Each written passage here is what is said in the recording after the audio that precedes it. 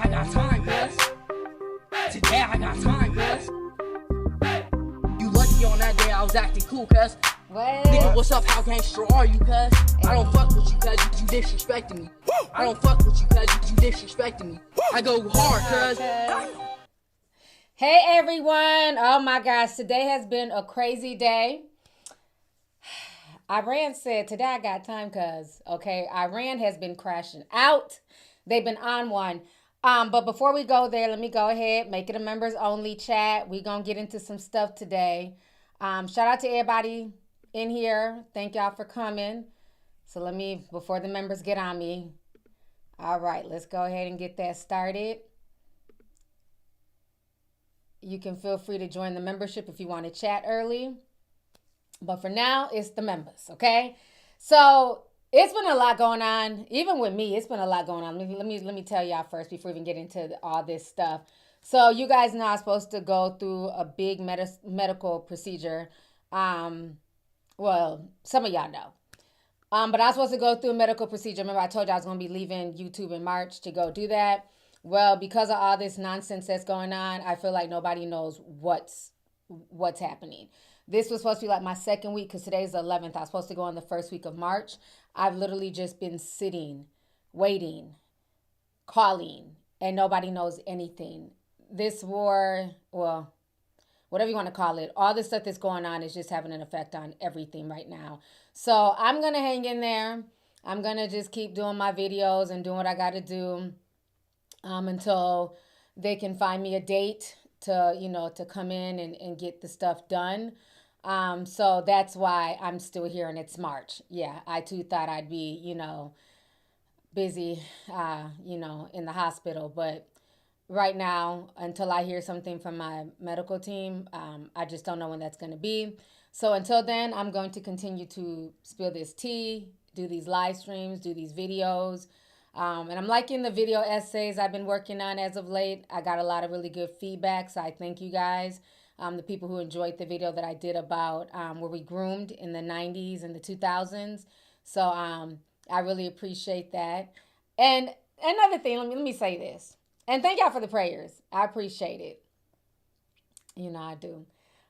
Discord, y'all know the tea. You know what I mean? Y'all know what's going on, but I haven't really shared it with the entire YouTube, and I'm probably not. But, as long as y'all know what's going on. But I will say this. Thank you to people who just understand on my channel. I have a very dry sense of humor, right? And there's just certain things. I understand we get a lot of new people who just recently found me and they don't get like my sense of humor or they don't get, certain conversations that we have. So they're like offended by everything. And I'm going to say this one time. Either you just relax, you know what I'm saying, and just kind of chill out or go watch somebody else. Like the constant crying and complaining, it's just very weird. We do generational wars on this channel. It's funny. It's just a joke.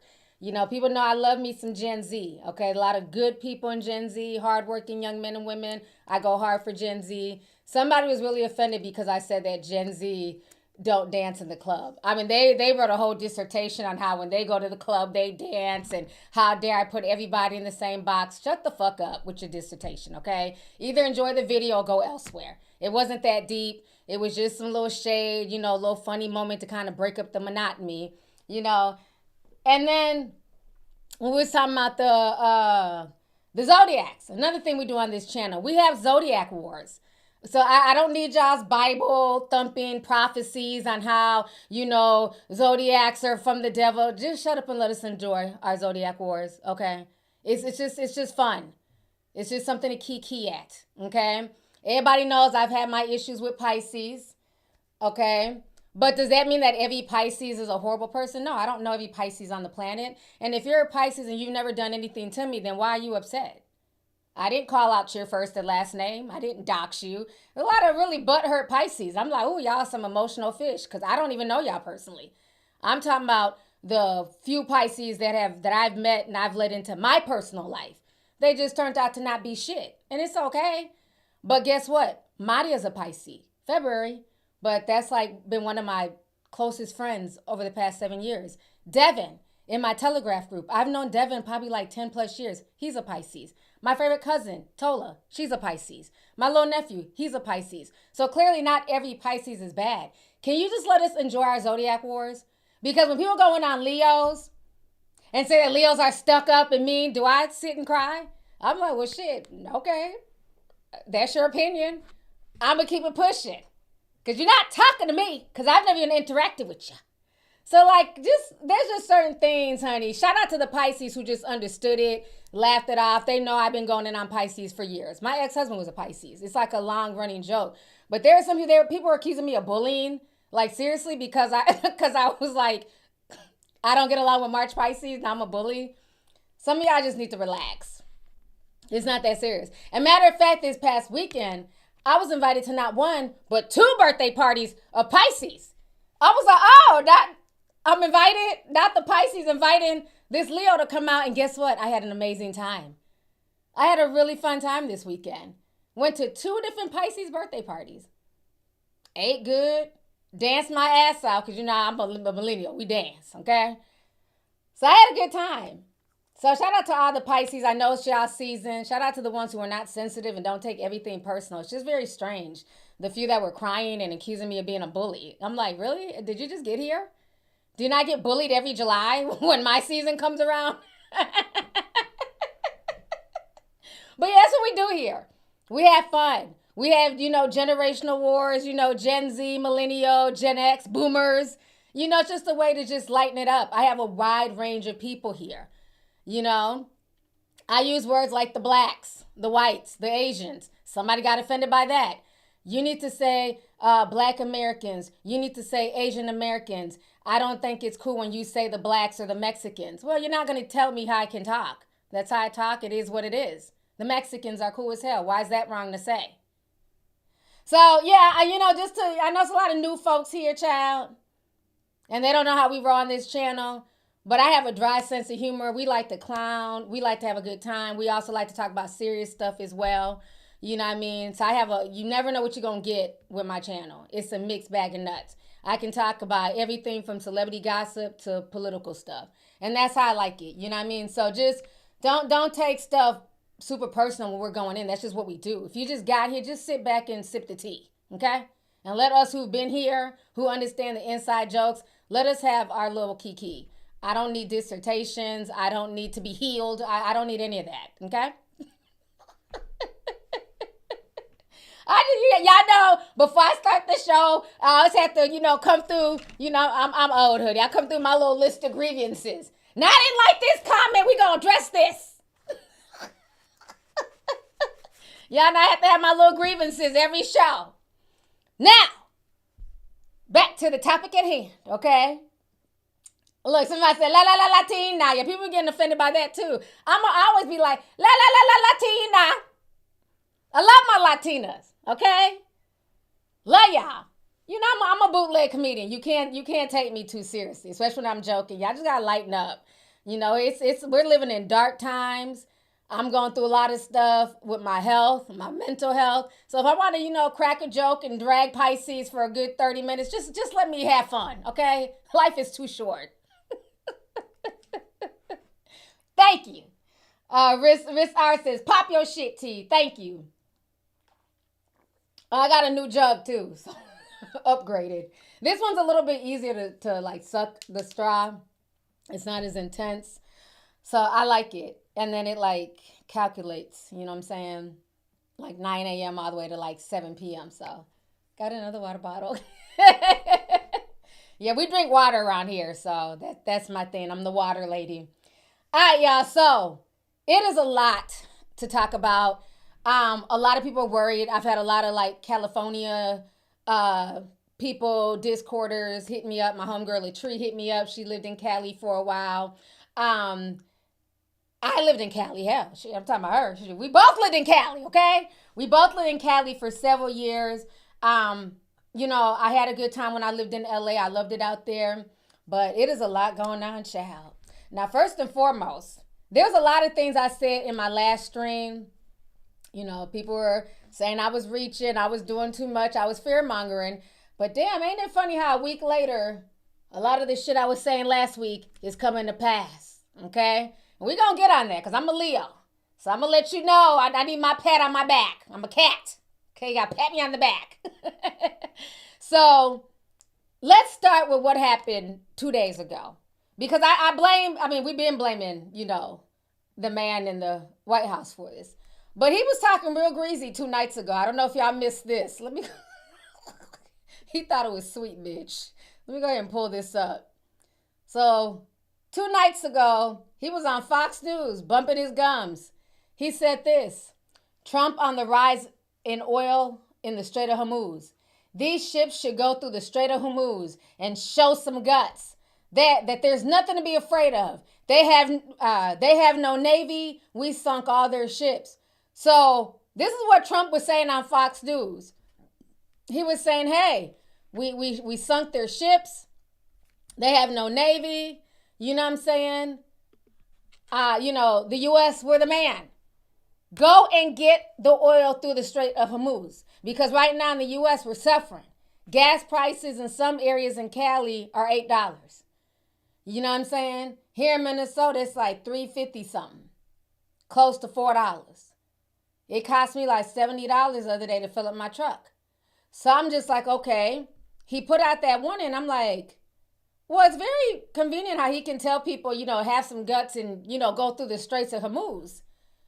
Well, how about you tell your damn 7-foot gigantic son to go join the army? This motherfucker's just tall for nothing. He don't play basketball. He don't play sports. Now y'all saying that his bones are just too, he's too tall to join the military. How about Barron get some guts? Since you want everybody else to put their children at risk, you don't think those men on those ships have families, wives, children? Maybe there's somebody's son, but they should have guts, the same guts that you and your children don't have? Interesting. So that's what he was saying. He was hyping people up. And for some reason, the Thai folks thought it was sweet honey. And he was even lying and said that that the Navy, the U.S. Navy, was willing to escort countries through the Strait of Hormuz. The Navy said, don't put us in that shit. Let me play this clip, because he was lying on the Navy, too. I ain't forgot. So let me pull this up here. Let me change the file. All right, we're going to watch a little bit of this. But when the time comes, the U.S. Navy and its partners will escort tankers through the strait if needed. I hope it's not going to be needed, but if it's needed, we'll escort them right through. And the Navy said, objection. We going to do what? We going to go where? Yeah, I think not. So the Navy said they wasn't about to escort anything because it's too dangerous and they weren't going to put their, men at risk for no reason. So I don't know. But we woke up this morning and Iran done crashed out because the U.S. had bombed another oil thing of theirs. And there was some Thai ships trying to sneak in through the Strait of Hormuz. They blew up all 3 Thai ships. Now, 3 of the guys are still missing. The Oman army had to run to the water to go rescue some of the Thai guys. But see, again, Iran done told y'all, and y'all keep playing with Iran. They done told y'all fat meat is greasy. And y'all didn't believe it. Y'all thought y'all could sneak around the Straits of Hormuz, and they said, objection. Blew their asses up. So let's go ahead and watch this news clip. This is what happened this morning. Okay, this is what we woke up to this morning. Not 1 but 3 ships blown up by Iran. They told y'all, they don't fuck with y'all. Stay out that damn strait. So let's continue. Suspected Iranian drones hit at least 3 ships around the Strait of Hormuz overnight. That's despite a warning from the U.S. that it will hit Iran 20 times harder if it does anything to stop the flow of oil. Jared Hill explains we're now also getting a clearer picture of the cost of this war. In new video, U.S. warplanes hit Iranian mine-laying ships hours after President Trump posted online there'd be more to follow. The attacks come as U.S. officials tell CBS News that Iran was preparing to deploy naval mines to the Strait of Hormuz, that key shipping route through which roughly 20% of the world's oil passes. Iran has threatened to stop oil from leaving the Gulf. President Trump will not allow rogue Iranian terrorists to stop the freedom of navigation and the free flow of energy. U.S. and Israel joint strikes also shook land. Defense Secretary Pete Hegseth called Tuesday one of the most intense days of the war inside Iran, but echoed the president's promise about an end in sight. This is not endless. It's not protracted. We're not allowing mission creep. Iran's retaliation relentless, raining more missiles and drones on Israel and U.S. targets in neighboring countries. The Pentagon now says 140 service members have been injured, 8 severely. That's in addition to the 7 U.S. troops killed since the war began. On top of the human toll, CBS News has learned that weapons and ammo used in just the first 2 days of fighting cost $5.6 billion. American troops are in harm's way. Billions are being spent overseas when there are such desperate needs here at home to lower costs. Wednesday, Israel blasted Lebanon in its fight against Hezbollah as Prime Minister Benjamin Netanyahu urged Iranians to rise up against their regime. Jared Hill, CBS News. In addition to the U.S. service members killed and injured, the war with Iran has led to nearly 2,000 deaths overall. Iran says 1,300 people have been killed there, nearly 500 deaths in Lebanon, and 12 in Israel. So y'all just saw that. So, you know, Iran is not playing right now. And it's like everybody else is just being seen as a pawn. Trump done put a battery in folks' back, talking about, oh, the Navy will help y'all. The Navy will come through, show some guts. Now you got 3 ships blown up. They fucked around and found out. So it's just been a lot of just crazy stuff. And the fact that all of this money is being spent for this war that Israel helped to create is insane. Right now, the TSA, I don't know if y'all know, but there's another government shutdown. TSA workers are once again not being paid. So like I've been telling y'all, if you don't have to fly, especially don't fly overseas, but if you don't have to fly, do not fly, because the lines at the airports are insane. And then every other day, there's something coming up at an airport. I think it was Kansas City yesterday. I want to say a Florida airport. I could be wrong. It was 2 different airports where they had to be evacuated. I believe it was Florida. They had to be evacuated. And they don't know why, but all you saw was a bunch of people running from the airport. So it's getting crazy. So now, I got a lot of clips here, so just give me a second.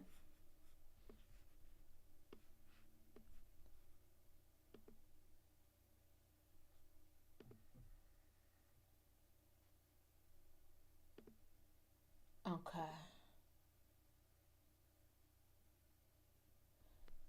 So they're also saying that they're going to be upping the price of oil. That if Trump keeps playing, they're going to make the barrel of oil $200 a barrel, which is going to be even more pain at the pump. But like I told you guys, it's not even just so much about the pump.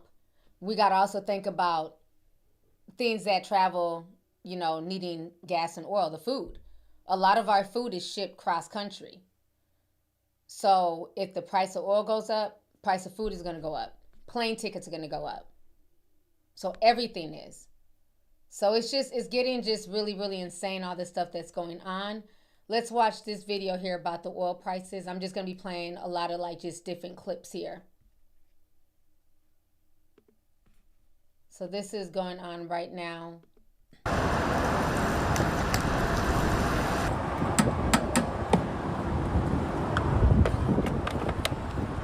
The day that they announced that the United States had started military operations against Iran, I thought that that would be a good time to go and fill up my cars and get gas in gas cans, because I just assumed that once that started, that gas prices would rise.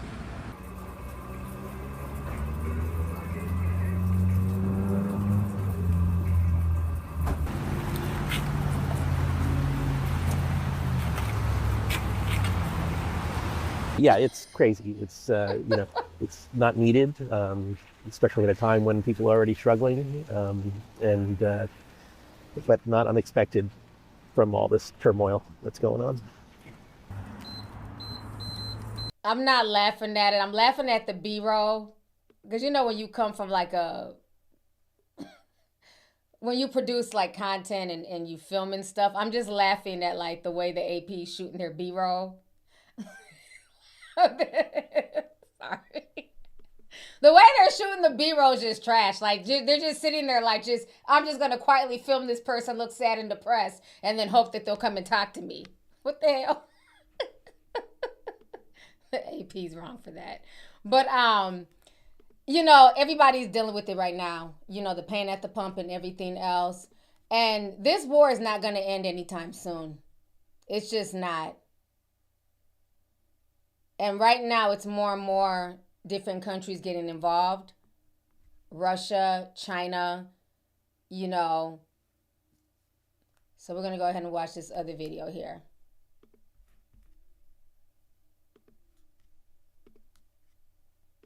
Strikes on Iranian targets. Iran struck back across the region and effectively shut down the vital Strait of Hormuz, prompting countries around the world to take unprecedented steps to keep oil flowing. We begin tonight with special correspondent Leila Molana Allen from Qatar. The roiling waters of the Persian Gulf further inflamed after Iranian missiles this morning struck 3 cargo ships, this one manned by the Thai Navy, engulfed by fire. Near one of the world's most critical oil passageways, the Strait of Hormuz, which snakes between Iran and the Arabian Peninsula. Maritime groups say in all, Iran has struck at least a dozen vessels there, effectively bringing traffic to a halt and global energy fears to an all-time high. Today, Iran pledged it won't hold back. We will never allow even a single liter of oil to pass through the Strait of Hormuz for the benefit of the United States, the Zionists, or their partners. Any vessel whose ship or oil cargo belongs to them will be considered a legitimate target. The situation has caused energy prices around the world to skyrocket. To offset the surge, an unprecedented response from the International Energy Agency, which announced it would release 400 million barrels of oil from its emergency stocks. That's roughly 20 days' worth of the Strait's exports, making it the largest distribution of reserves in history. IEA Director Fatih Birol. This is a major action aiming to alleviate the immediate impacts of the disruption in markets. But, to be clear, the most important thing for a return to stable flows of oil and gas is the resumption of transit through the Strait of Hormuz. It all comes amid fears that Iran is preparing to mine the Strait of Hormuz in an effort to shut down shipping altogether. Leaving the White House today, the president said U.S. oil companies should proceed with using the strait and reiterated to reporters what he told Axios, that there's, quote, practically nothing left to target in Iran. They've lost their Navy, they've lost their Air Force, they have no anti-aircraft apparatus at all, they have no radar, their leaders are gone, and we could do a lot worse. Still, joint U.S.-Israeli attacks continue across Iran, this explosion sending shockwaves through the northwestern city of Tabriz. And in the capital, bombs gutted neighborhood shops like this one. A new Israeli intelligence assessment revealed that Iran's newly installed supreme leader, Mojtaba Khamenei, was lightly wounded at the start of the war. Israel's defense minister today vowed to carry on for as long as it takes. We will continue to act and crush this regime and its strategic objectives in Tehran and throughout Iran, day after day. Israel's campaign against Iran includes strikes on Hezbollah, the Iran-backed proxy group in Lebanon. There, attacks ramped up beyond Hezbollah strongholds in Beirut's southern suburbs today and continued to hammer southern Lebanon. So far, well over 500 have been killed and some 700,000 displaced. I want to go back to my hometown. I'm afraid. I'm scared for myself. There are strikes here and there are strikes there. I'm confused about where to go. And Iran's counterattacks have escalated to what its Islamic Revolutionary Guard Corps called today the most intense yet. Missile remnants lay scattered in central Israel after Iran said it's increasing its use of cluster munitions against them. Eyewitness video captured the moment an oil depot in Oman blew up after it was struck by an Iranian drone. Oman had been the chief mediator between the US and Iran before the US and Israel launched the war. And 2 drones fell near Dubai International Airport, one of the world's busiest, continuing Iran's strategy of destabilizing its Gulf neighbors and energy markets. Here in Qatar, Iranian attacks ramped up too, with multiple incoming missile and drone launches intercepted throughout the day. A foreign ministry spokesperson for the country, which was previously a key neutral negotiator between Iran, the United States and Israel, said Qatar reserved the right to defend itself if necessary and had no plans to reconsider its strategic alliance with the United States over Iranian attacks on US bases in the region, but affirmed its belief that the only way this conflict will come to an end is via diplomatic means and urged all parties to come to the negotiating table to avoid any further escalation. For the PBS NewsHour, I'm Layla Milana. So it is a lot going on, and it's just crazy because, again, these folks started it, and then now you're feeling a way about how they're responding. It's like, why did you even go about that? They thought, they need to open up the Straits of Hormuz. Well, why did y'all even bomb them in the first place? And they said they're not stopping.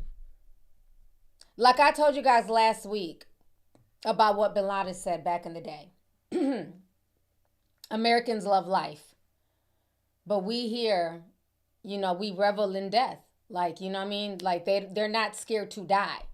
And when you have a whole country, and I'm not saying everybody in the country, but a lot of them who follow that particular, sect of Islam, they're not. Even while they're out there, at they had like a real like big mass meeting that I saw, and the guy was doing like a live news report, and you could hear like the drones and the missiles coming from Israel, and they were just all in the crowd shouting Allah Akbar. I'm like, ain't nobody gonna run and duck? Nope. They was right there.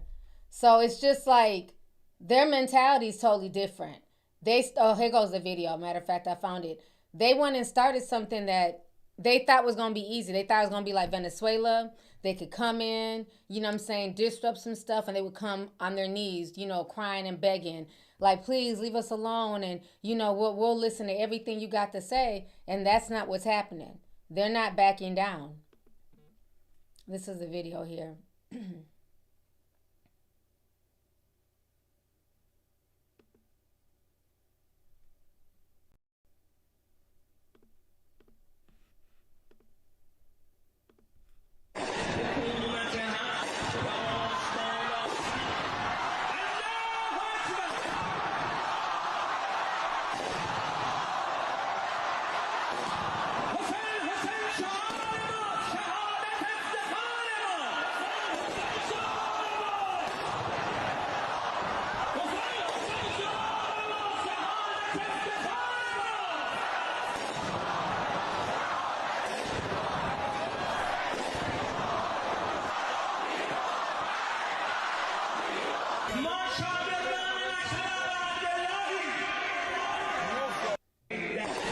So, y'all hear them bombs in the background? I didn't see not one person running. I didn't see nobody run into a bunker, because it's kind of different when I see the videos that are coming from Israel. As soon as they hear a bomb, all them folks is running to bunkers. They're running for safety. I didn't see not one person in that crowd move. They was just like, yeah, Allah Akbar, now what? So they're not playing. Okay? We done kicked over the hornet's nest at this point. And it's very nerve-wracking. Yeah. Thank you, H-Man735. They are definitely about that life. Because I'm sorry, if I even hear a gunshot, I'm running. They are literally listening to missiles just bursting in the background. And they're just all, but again, they're so used to it because, just all the stuff that goes on in the Middle East. It's very sad. It really is. I'm just like, man, this is crazy. So they're not going to stop anytime soon. Okay? Like I said, I didn't see not one person run to no bomb shelter. When them Israelis, when them the missiles be raining down on them, they be running. There was a video of all them running towards the hills. I said, don't run now. Straight up mess.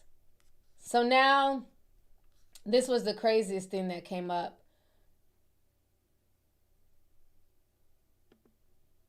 So I was telling y'all last week that I was annoyed by Rachel Maddow because she was saying that, they don't have the technology to hit American soil. They can't hit American soil. And there was a few people telling me that Rachel was right. You're reaching. They cannot hit American soil. And I think part of the problem is a lot of people have it in their mind that Iran and many parts of the Middle East are like a third world country. Maybe not all the people there are rich. Maybe they live under a very strict dictator. But these people are far from third world. These people have capabilities, technologies, the same access that we have to like spyware and to be able to see, what they're doing. They have the same technologies. So anybody believing that they can't hit the U.S., they can. And we don't know what deals are being made in the background. Like I said, Cuba, look how we're doing Cuba. We don't know what deals may be made in the background where Cuba allows them to come on in and do what they got to do because we're basically killing Cuba slowly. And it's very interesting that they told everybody around the world to not help Cuba. They're not allowed to give Cuba oil once we took over the Venezuelan oil reserves. Anybody who tried to help Cuba, the U.S. intersected. Remember, the same thing happened, like I said last week, when Russia was going to bring Cuba oil to help them with their grids because their grids are down. The island of Cuba is just in chaos right now. They're doing horrible. They're saying they probably only have like 14 days left. So it's very interesting that we can put sanctions on people, threaten people, and say, if you guys bring them any type of oil, we're going to hit y'all with sanctions. Remember, Mexico was trying to help Cuba. As soon as they found out they were going to get hit with a bunch of tariffs and sanctions, Mexico turned around. Other countries turned around. So Cuba has been kind of left by themselves to fend for themselves. So like I said, it might be very tempting for Cuba to be like, you know what? They're trying to kill us anyways. We're in the Western Hemisphere. We're only but so far from Miami, Mar-a-Lago. Y'all come on through. I'm just saying. On top of that, it's very interesting how they don't want anybody to help Cuba. They want Cuba to suffer. But now they're upset that Iran is pulling a them on them. Ain't this what y'all did to Cuba? So now Iran is saying, hey, we have the Straits of Hormuz. Nobody is going to be able to use this. We might allow y'all to use this, but y'all got to get rid of these U.S. military bases. Y'all can't have no more partnerships with the U.S. So y'all need to decide. You ain't got to decide today, but y'all need to decide soon. Are y'all going to continue Middle Eastern countries partnering with the U.S.? Because if you want to continue to protect the U.S., you're not going to have access to the Strait of Hormuz. And if y'all come here, we're blowing up y'all ships. And Thailand found out that fat meat was greasy. So my issue is this. They did the same thing to Cuba. Why is it an issue now that Iran is doing the same thing to us? See, it's no fun when the rabbit has the gun. They're basically doing the same thing to us that we have done to Cuba. And it's really sad. The hypocrisy is just insane. The same way we have the right to protect our Western Hemisphere from China getting too close in bed with Cuba and with Venezuela, that's the same thing Iran is doing. That is their hemisphere. And they're saying, you know what? We're tired of all these, EU countries, Saudi Arabia, Middle Eastern countries being in bed with the enemy. You want to be in bed with the U.S.? You want to be in bed with Israel? Nobody's getting access to the Strait of Hormuz, and we dare y'all to come through. We're bombing all y'all's U.S. bases, and until y'all denounce the U.S. and cut off y'all's military ties with them, y'all's connections, y'all's alliances, y'all will not have access to the Strait. I think if this keeps up, you're going to see a lot of Middle Eastern countries saying, you know what? Deuces, we're out, U.S. Because, you know, when you think about countries like Dubai, they have to import everything into that country. Dubai is in the middle of a desert. Remember I told y'all this when we were in the Zoom meeting? Dubai may not even be here in another 20 years. They're running out of water. I don't know if people realize that. They are running out of water. You can only desalt so much. Everything is imported into Dubai. So if they don't have access to the Straits of Hormuz, how long do you think Dubai is going to be Dubai? Food, water, medicine. So Iran is playing a very strategic game. And that's what people need to understand. All them people that died, it's very sad. The girls that died, it's extremely hard. But in that culture, all those people are seen as martyrs. There's an interview of a little girl that popped up. I don't have it. And it just made me so sad. She had a black eye. She was at one of the girls from the school. She said when they heard the bombs, the teachers were trying to run and, you know, put all the kids, I don't know, in the corner, you know, keep the kids safe. The school collapsed and there were other people hit too. So it wasn't just the school, but people's homes were hit. Long story short, her mom and her dad were killed. They ended up finding her in the rubble of the school. They were able to move some type of brick or something huge off of her, some slab of rock off of her, and she's able to crawl out. So when she crawled out and she was safe, she later, you know, went to her home and found out that her family had been killed. Mom, dad, I think maybe a sibling, but I know for a fact her mom and dad were killed. And you know what this little girl said? She basically said, I want to be a martyr so I can see my parents. This girl couldn't have been no older than 7 years old. And that is like the mentality, you know what I'm saying, that a lot of them are raised to see when it comes to life and death. So they're going to keep on going and going. And that's the part that's scary. Oh my gosh, Wavy. I've been so worried about you. Oh my goodness, I was talking about you last stream. So Wavy's in the building. He's saying $49.99. He says, hey, Auntie, this is your favorite soldier checking in. Just wanted to say thank you for your concern. I'm okay. I go back on mission at the end of May. The location is near you. Hold on. The location is near you know what place. This war is not for liberty, freedom, or justice. Pray for us. Oh, my God. We are definitely keeping you in prayer. I'm so glad you checked in because I was very, very worried about you. So you're going back in May. Man, I just hate this. I really do, because you guys know I have a lot of military people, you know, that I've gotten to know over the years that are tea sippers, that are married to military and things like that. And I just feel horrible because it's young people like Wavy Tay and so many others that are putting their life at risk. And meanwhile, the old men who created this shit, they're okay. They're able to fly off and be in their bunkers and be safe and have all these Secret Service people around them. But it's the average person's child being drafted and called to war. So, Wavy, thank you so much for your service. We are definitely going to keep you in prayer. You know, stay strong. And I just hope all of this ends soon. So, thank you. Let me go ahead and let in everyone here. Give me just a second to open up the stream here to the subscribers.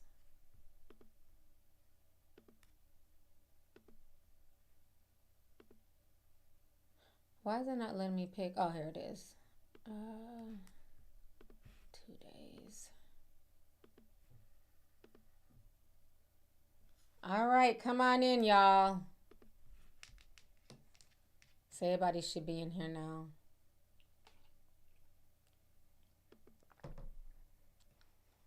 Okay, we have over 6,000 people watching. Please hit the like button. We got 1,300 likes. Please hit the like button, y'all. So while we're talking about the war and Wavy and, you know, all of our service people, I told you, this is another thing I told y'all last week. Y'all said I was reaching. Well, I've been saying this for years. So it wasn't just last week, but we brought it up last week. I told y'all that draft is coming back. And there were still people in the comment section calling me a fearmonger and saying that I'm reaching. Okay? We have been knowing that the draft, that they were getting ready to implement the draft for years. And part of the reason why they want to implement it is, again, like I tell y'all, Gen Z, they're a different breed. They have internet. You know, they understand what's going on. And a lot of them had older brothers, sisters, uncles, aunts, you know, parents that were in, you know, the Gulf War. They were in the war of Iraq, you know, and those same people told them, do not join. And even if they didn't tell them not to join, look how the veterans are treated. A lot of them are struggling to find proper health care at the VA. You have a lot of homeless veterans out here. So a lot of Gen Z is like, yeah, I'm not interested. And then let's not, you know, forget a lot of Gen Z, y'all are not as healthy as past generations. You know, it's not all of y'all. You know, some of y'all are on point. But a lot of y'all, you know, sit around and play video games all day and, you know, don't really exercise like that. You know, y'all sit around and eat and, you know, some of y'all are, you know, not really up to par physically. Just keeping it real. You know, our generation, we went outside. We didn't have all this social media shit. We were outside running around, walking. You know what I'm saying? We walked for miles. We stayed out so late, there was commercials saying, it's 10 o'clock. Do you know where your kids are? Because we had to leave. The only time you could come in the house was to come pee. Other than that, stay outside. But Gen Z's a little bit different. Y'all had been in the house. Y'all are spoiled. Y'all are overweight. So a lot of y'all were not passing the physical. This was the word that we were getting back from a lot of the folks in the military.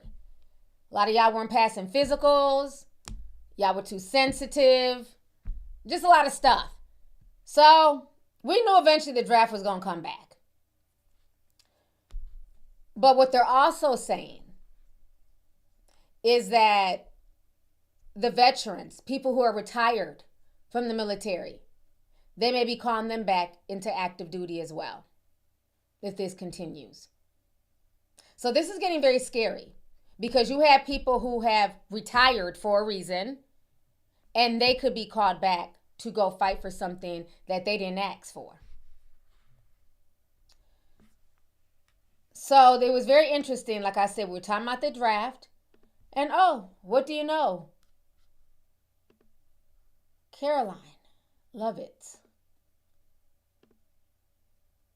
was on Fox News. I had posted this on my Instagram page.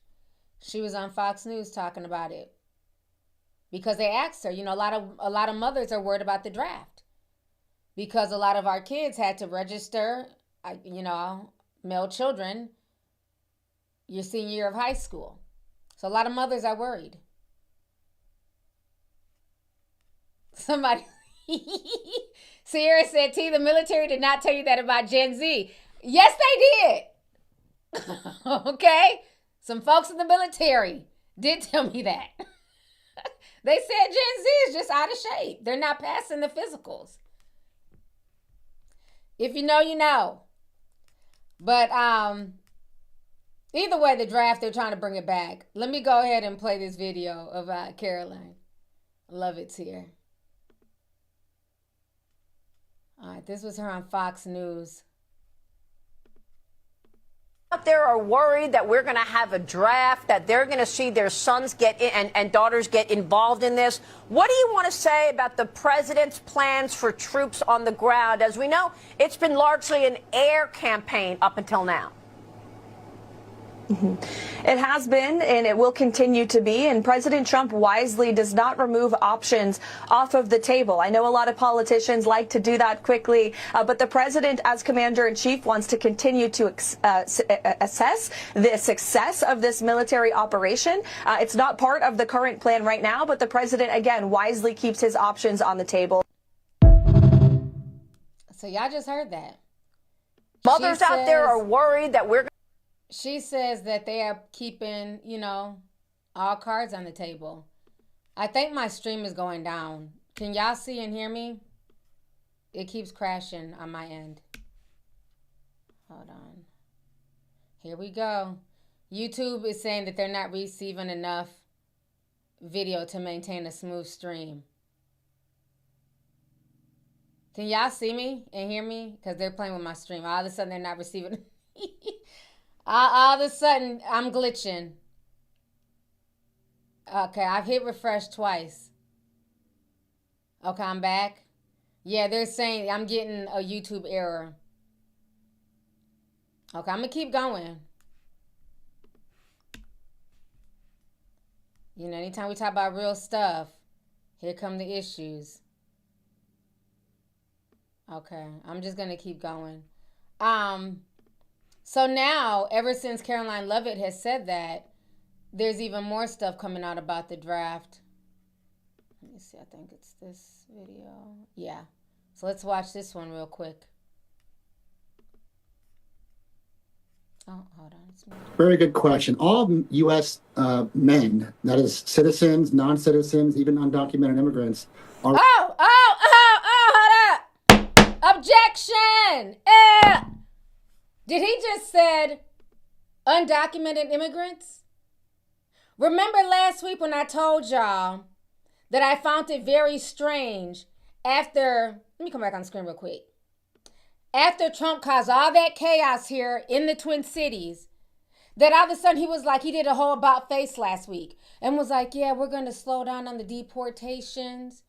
We're just going to go back after the illegal criminals. We don't want to, mess with the good people who are here working and they just happen to be undocumented. Put a teacup if y'all remember me talking about this last week. And now all of a sudden, you have Sean Timmons talking about they're even willing to draft undocumented immigrants. Didn't I tell you that's why they was holding them folks in the Whipple building and in all these facilities? Instead of letting them go back to their home, y'all don't want them here. Let them go back to their homeland. But all of a sudden, they're holding them there in detention. Why? He done spilt the tea. I'm going to refresh it. We're going to play it over. Hold on.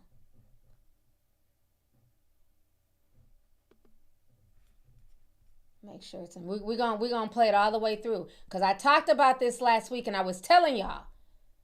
That is why he did an about face, and now this man is saying what I was saying.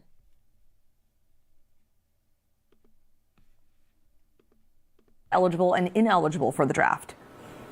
Very good question. All U.S. Men, that is citizens, non-citizens, even undocumented immigrants, are required by federal law to register with the Selective Service Administration under the age of 20, between ages 18 and 26. So if you're in that time frame, you are required by law to register with the Civil Service Administration. They keep your name in a database and a roster, and eligibility for student loans is dependent on registration. So if you're a male and you're 18 years old, you need to make sure you register with the Civil Service Administration and your name is available for access should a mobilization be required. Military draft has been non-existent for over 50 years. We have an all-volunteer military force for 5 decades plus. 1973, I believe July is when the authorization for the draft officially ended. It would take a new act of Congress to restart authorization and appropriations to fund and... Objection. Please shut the fuck up. Don't even bring up Congress at this point. I'm so tired of everybody acting like this man is following rules.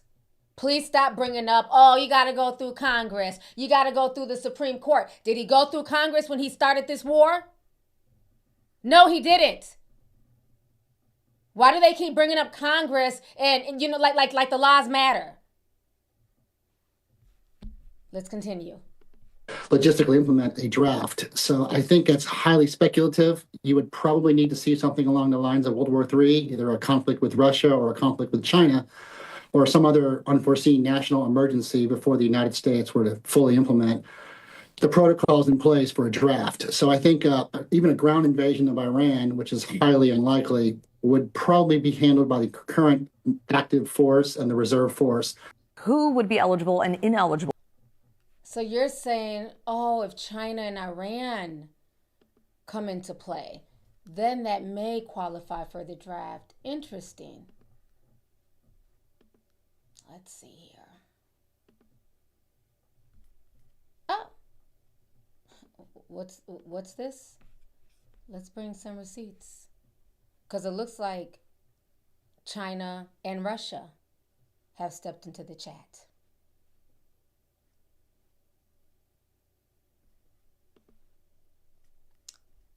So let's watch this video real quick.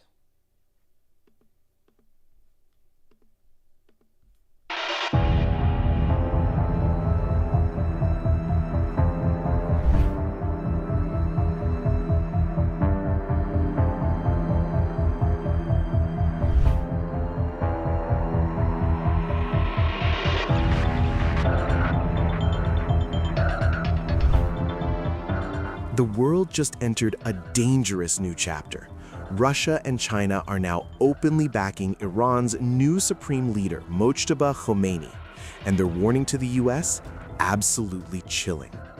Russian President Vladimir Putin sent a personal message praising Khomeini, reaffirming Moscow's unwavering support for Tehran. He called on Iran to continue its father's path and unite the nation, a clear signal that Russia will stand by Iran no matter what. And it's not just Russia. Beijing also spoke up. China officially recognized the leadership change, emphasized Iran's constitutional process, and sent a sharp warning to Washington. Hands off, no interference, respect Iran's sovereignty, or face the consequences. This comes after US President Donald Trump claimed the new Iranian leader won't last long without America's approval. China's response? A blunt rejection. And Russia? Silent but deadly support. The timing is explosive. Since the assassination of Iran's former supreme leader, Ali Khamenei, the region has erupted into chaos. Iran has retaliated with missile and drone strikes, targeting US allies in the Gulf and Israel. More than 1,250 Iranians have already died in the ongoing campaign. So, y'all get the hint. China and Russia are definitely siding with Iran. Now, what's even crazier, and I'm going to get back to the draft, is, if y'all don't know, because we're dealing with all these high gas prices and everything, Trump spoke to Vladimir Putin, who is currently in a war with Ukraine, okay? Ukraine is supposed to be our ally. But you're speaking to Vladimir Putin, but guess what he's speaking to Putin about? Removing the oil sanctions. See, we have a lot of sanctions on Russia. Russia don't care because Russia is like, we do our own thing. We don't need, we have root internet. We don't need the World Wide Web. They got their own type of internet. They got their own little infrastructure, just like North Korea. They don't care. So now he's trying to remove the sanctions, right, from Russia. So that way Russia can sell their oil to the U.S. and to other NATO nations. You can't make this shit up. So we put sanctions on them to punish them because they're at war with the Ukraine. And now we're willing to remove the sanctions so they can sell us their oil. So then basically Russia is double dipping. He's making money off of the war. I mean, once this deal is set forth, he'd be making money off of the war, plus double dipping because he's friends with Iran. You can't make this. Who is advising this man? But I bring receipts. Let me go ahead and pull up those receipts for y'all say I'm reaching. So we're going to watch a little bit about Russia advising Iran. And let me find the clip about, hold on, the sanctions. Okay, let me show you how the clip with the sanctions, okay? And then we'll show the video of Russia advising Iran. You can't make this up. Iran will end. Donald Trump is somewhat evasive. I think so. Okay, and with respect Very to... soon. Look. But in his first press conference since the start of the US bombing of the Islamic Republic, another of the US president's comments drew attention. We're also waiving certain oil-related sanctions to reduce prices. So we have sanctions on some countries. We're going to take those sanctions off till this straightens out. Then who knows, maybe we won't have to put them on. There'll be so much peace. The price. Did y'all hear that? We're going to be taking oil-related sanctions off of some countries. There's not a lot of countries that have oil sanctions on them. We done took over Venezuela, so we know he's not talking about Venezuela. It's Russia. But meanwhile, Russia is over here advising Iran, which is just insane. I think this is the video. No. This video here. I'll watch this real quick. What should the U.S. be doing about that? Hold on, let me start it over. Russia is now giving Iran not just general, but specific advice on drone tactics against the United States. How concerned should we be about that? I mean, what should the U.S. be doing about that? Well, greatly concerned, but not at all surprised. This should not come as a shock to anyone.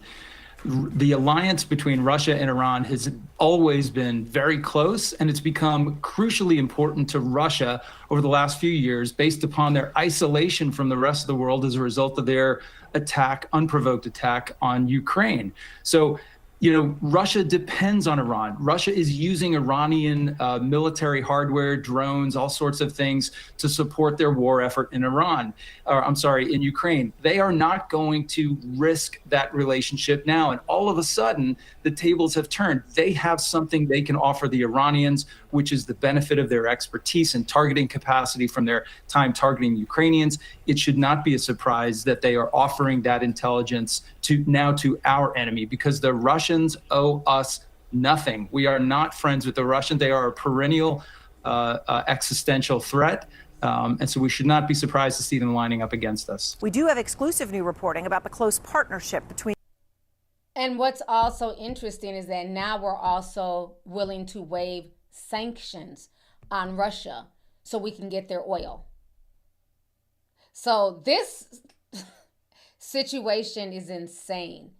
So when that man is talking about the draft and he's like, it has to go through Congress and, probably unless it's like a World War III and Russia and China get involved. Sir, are you watching the same news that I'm watching? China and Russia are more than involved. And when has this man ever gone through Congress to do anything? So now let's go back to the draft, because I want to talk about that again.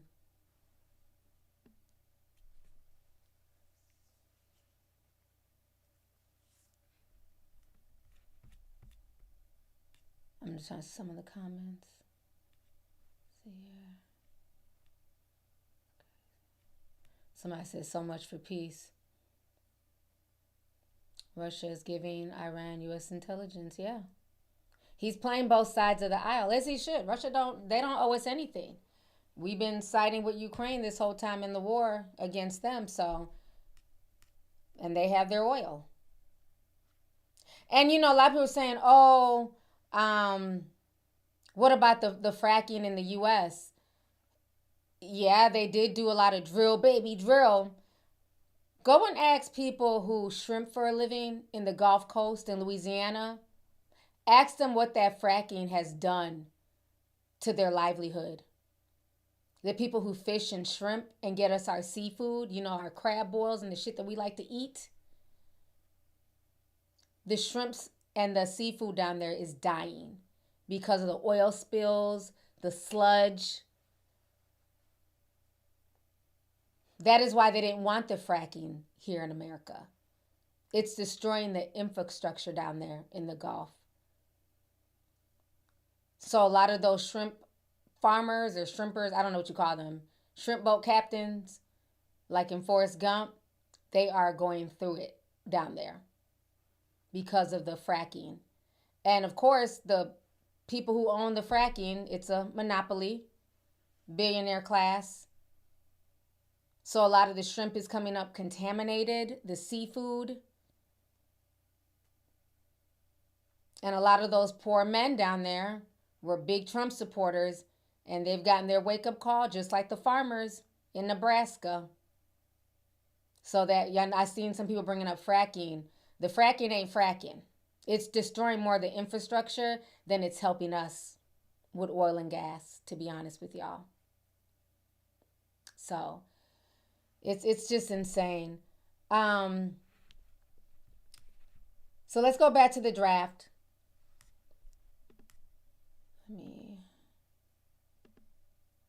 Okay. So the U.S. Army is now showing up in the hood. They're going to, they've always done this, right? But you're seeing it, they're ramping it up now. They're trying to get people from the hood to join. This is how desperate they're getting before they decide to roll out the draft. They are making phone calls. They are, trying to get people to come and be a part of the war. So we're going to watch this video that's viral on Instagram.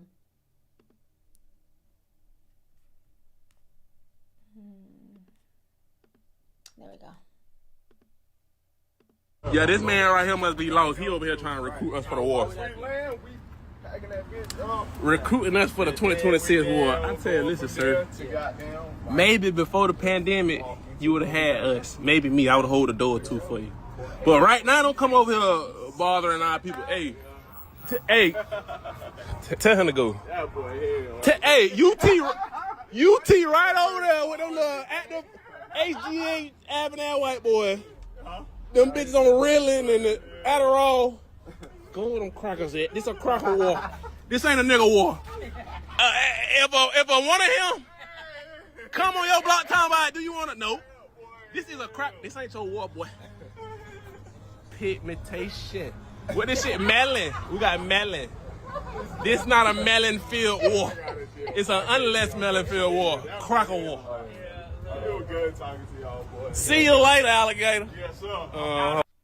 Yeah, this man right here. He's funny. But yeah, they're out there hard. So now this is a video that we posted in Discord. We were talking about this earlier. They're making phone calls to kids now. It's getting that real. People's children are not getting phone calls for getting selected for the draft or war. We're going to watch this video.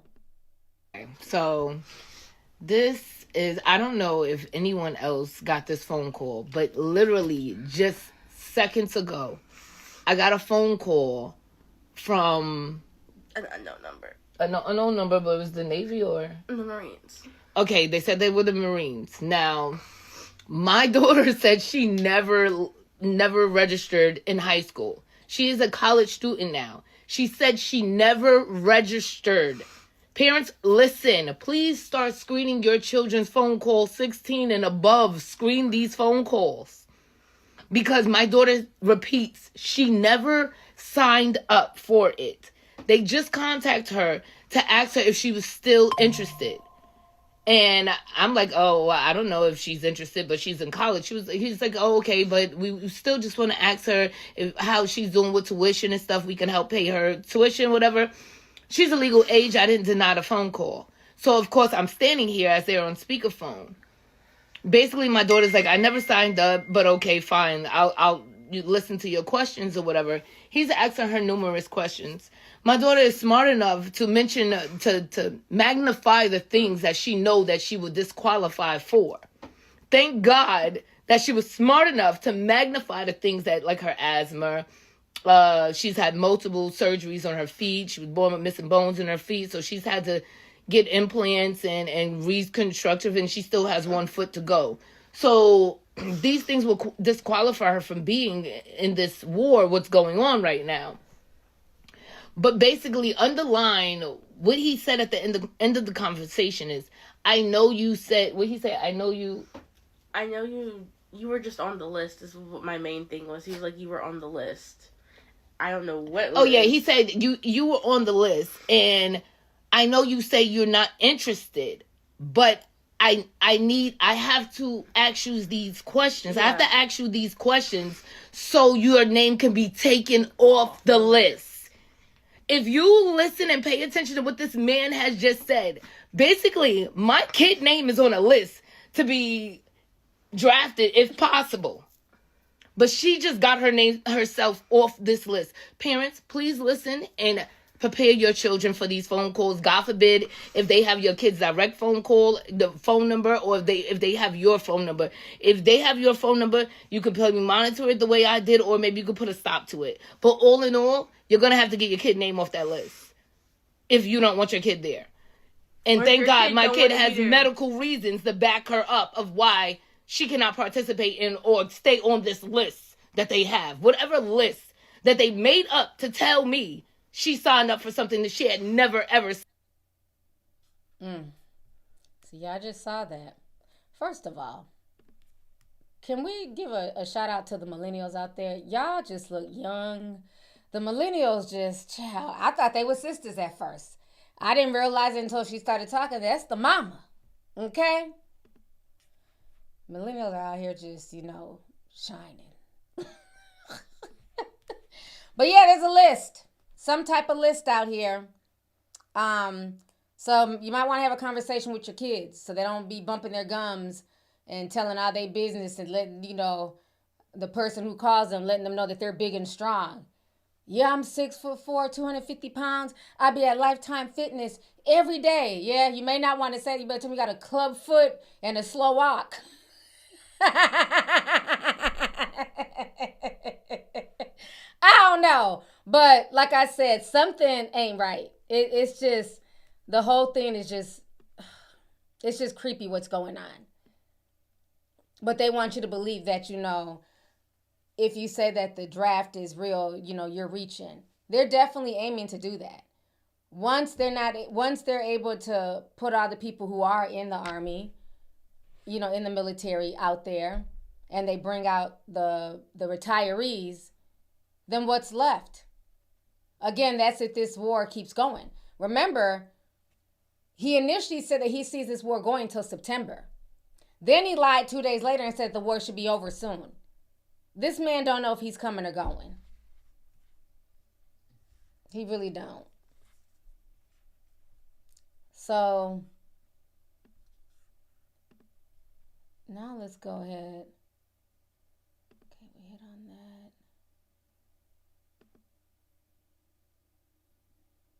Okay, so let's talk about California. Let's talk about that, and then if we need to watch other clips, we will.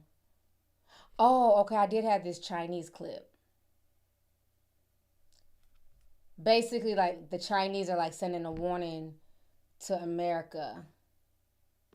Y'all want to watch the Chinese clip real quick? Let me play y'all this Chinese clip, and then we're going to get on to California.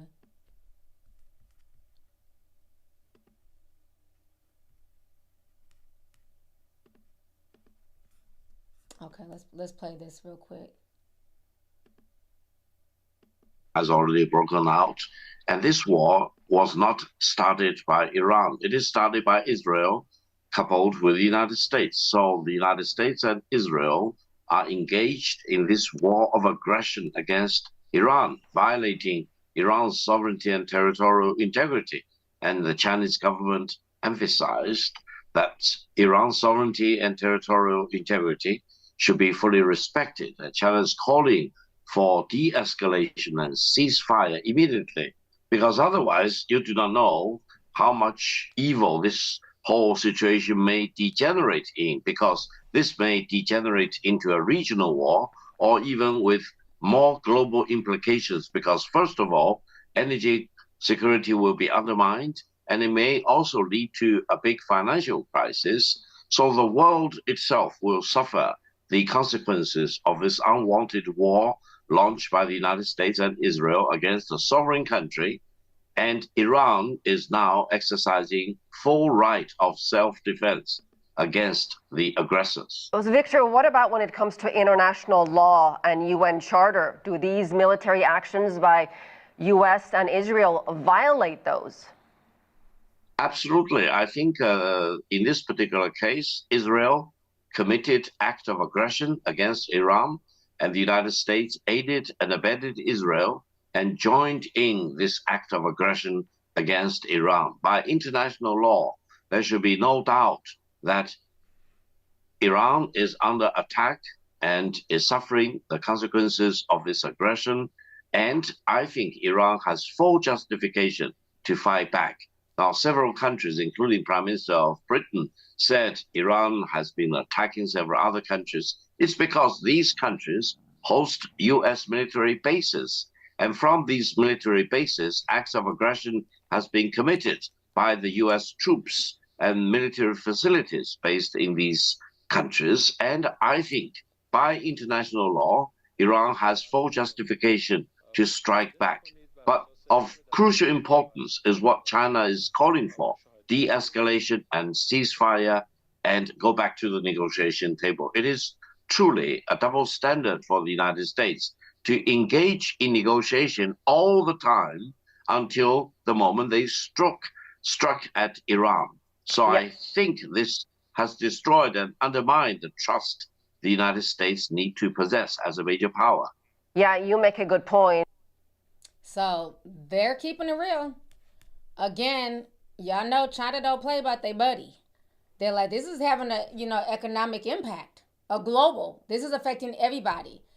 And, when people start feeling like their money is being affected and their money's funny and they can't feed their kids and they can't put gas in their car and stuff like that, and they're going to look at the people who perpetuated and started all of that, which is unfortunately our country and Israel. Okay? So China's basically saying in so many words, y'all need to wrap this up. If not, Russia is playing double dutch. Okay? He's double dipping. He's about to get oil sanctions lifted, and he's giving Iran all the info and, what all the information that they need. So it's getting crazy. So now let's go ahead and talk about what's going on, what happened today with California. So a lot of folks were saying that, nothing can happen over here. They can't reach Cali and stuff like that. I think there's two parts to that. And I'll talk about that after we watch the video. But I think there's two parts.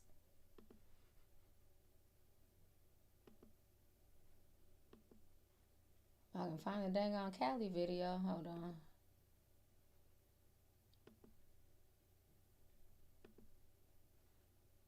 Oh, okay. Make sure they got, because Gavin Newsom came out too.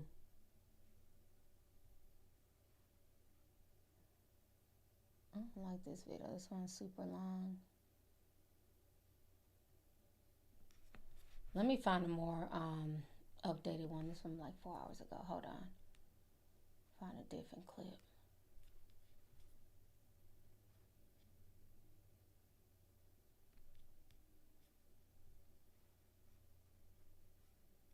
I'm trying to find the one that has the clip with Gavin Newsom as well, so y'all can hear.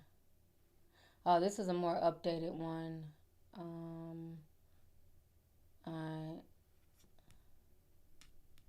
Let's see.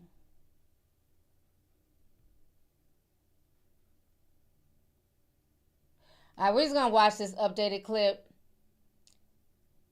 and then I have the Gavin Newsom clip as well too. So.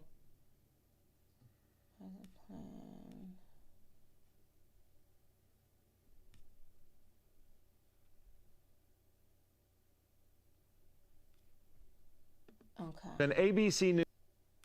Let me share my screen real quick here. There's so many clips, so bear with me. All right. News exclusive. The FBI warning police departments across California that Iran could retaliate against the West Coast. This would allegedly be done using drone technology. ABC News has reviewed the alert from the end of February, and the alert said Iran planned to conduct a surprise attack using unmanned aerial vehicles specifically against California in the event that the U.S. conducted strikes against Iran.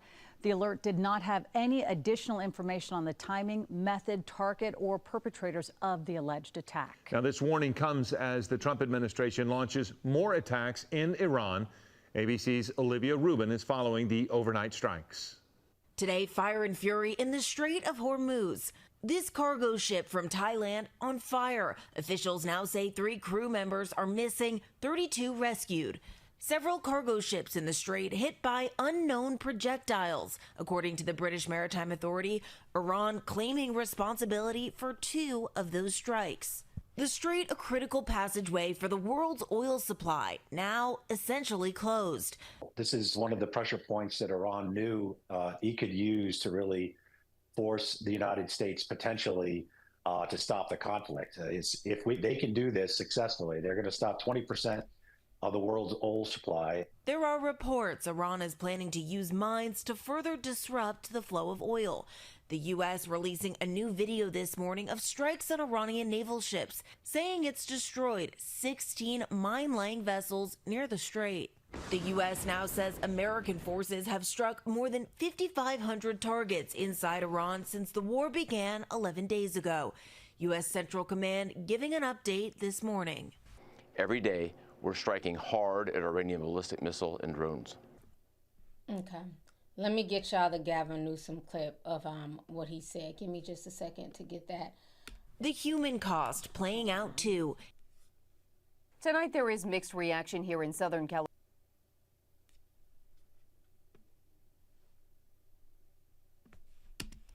And another thing too that's come out is that they're also trying to attack the banking system.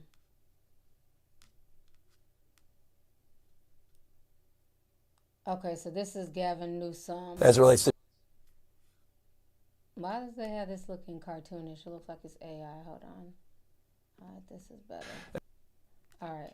This is what Gavin Newsom had to say a few hours ago, in case y'all haven't seen this.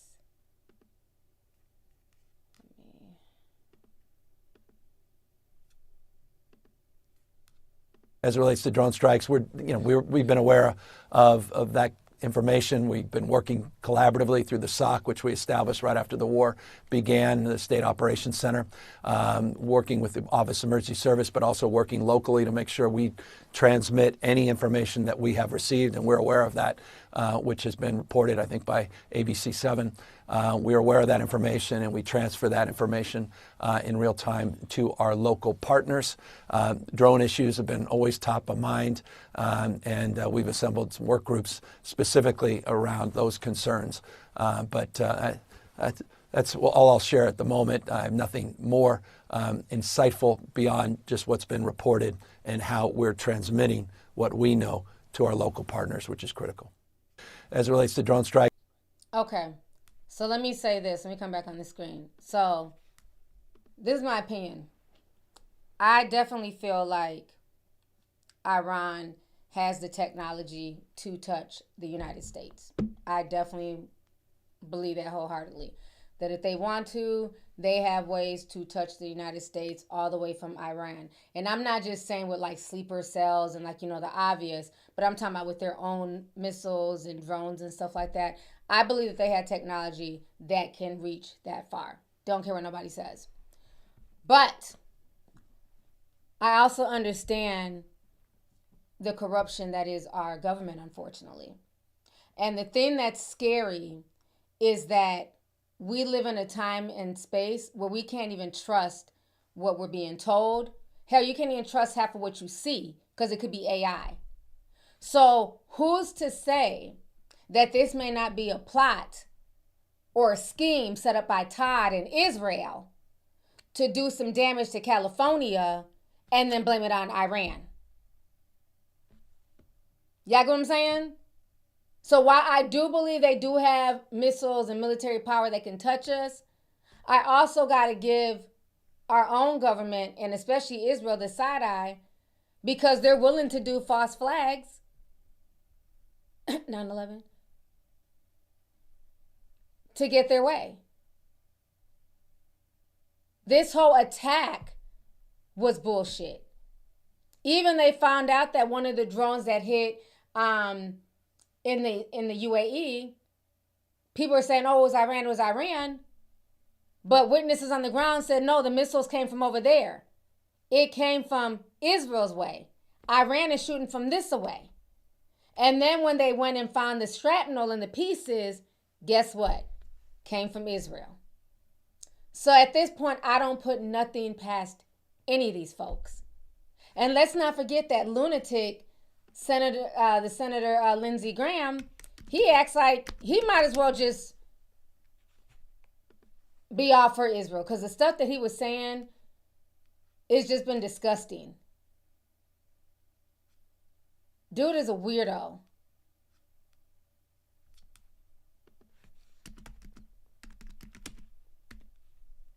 He goes to Israel like twice a month. Who does that?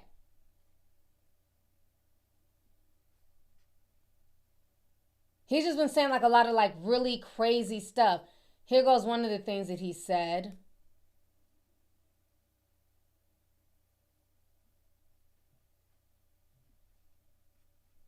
I guess Megyn Kelly replied back to something he said. Dude is a weirdo. And I don't understand why South Carolina keeps reelecting him. He talks more about Israel than he does South Carolina.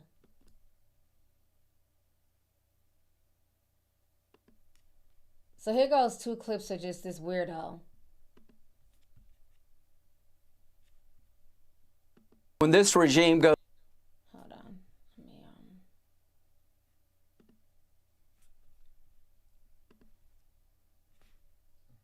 down, we're going to have a new Mideast. We're going to make a ton of money. Nobody will threaten the Straits of Hormuz again.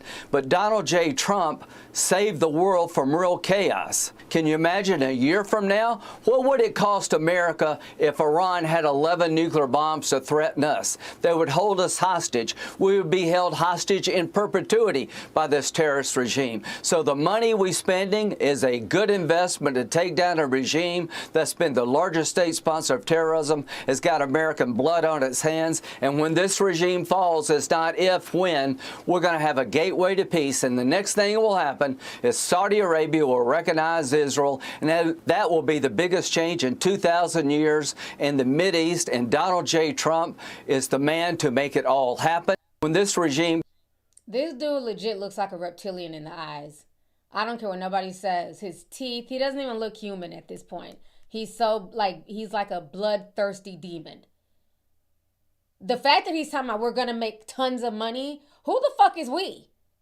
The American people can barely put gas in their car. No, you and your rich billionaire friends are going to make a ton of money. Not the average person, not the American farmer, the American shrimper, the American teacher, police officer. Just a weirdo. All the anti-Semites to all the isolationists, I don't believe.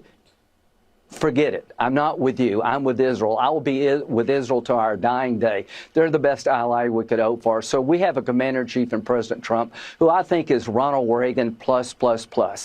All the anti-Semites to all the isolationists. This man is literally Israel first. And makes no qualms about it. When people show you who they are, believe them. So this is why I feel like, in a way, who you can't put it past these people. Listen to how he's talking. He's literally like the voice of Israel. Like you might as well call him BB Graham at this point. Or Lindsay Netanyahu. Whichever one works. When you're talking about making money off of the death of many innocent people who have nothing to do with this nonsense, I can't put anything past you. That's why I feel like, yes, even though Israel does, I believe, have the capability to hit the U.S., I also don't trust that if something happens in California, in Florida, in New York, in L.A., that it may not be an inside job.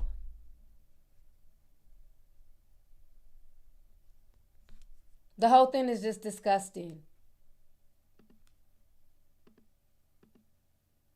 Okay, let me read some of these super chats here. Sorry, I've had y'all waiting. Thank you to everybody who joined the membership too. I appreciate y'all. Shout out to all the new members. Let's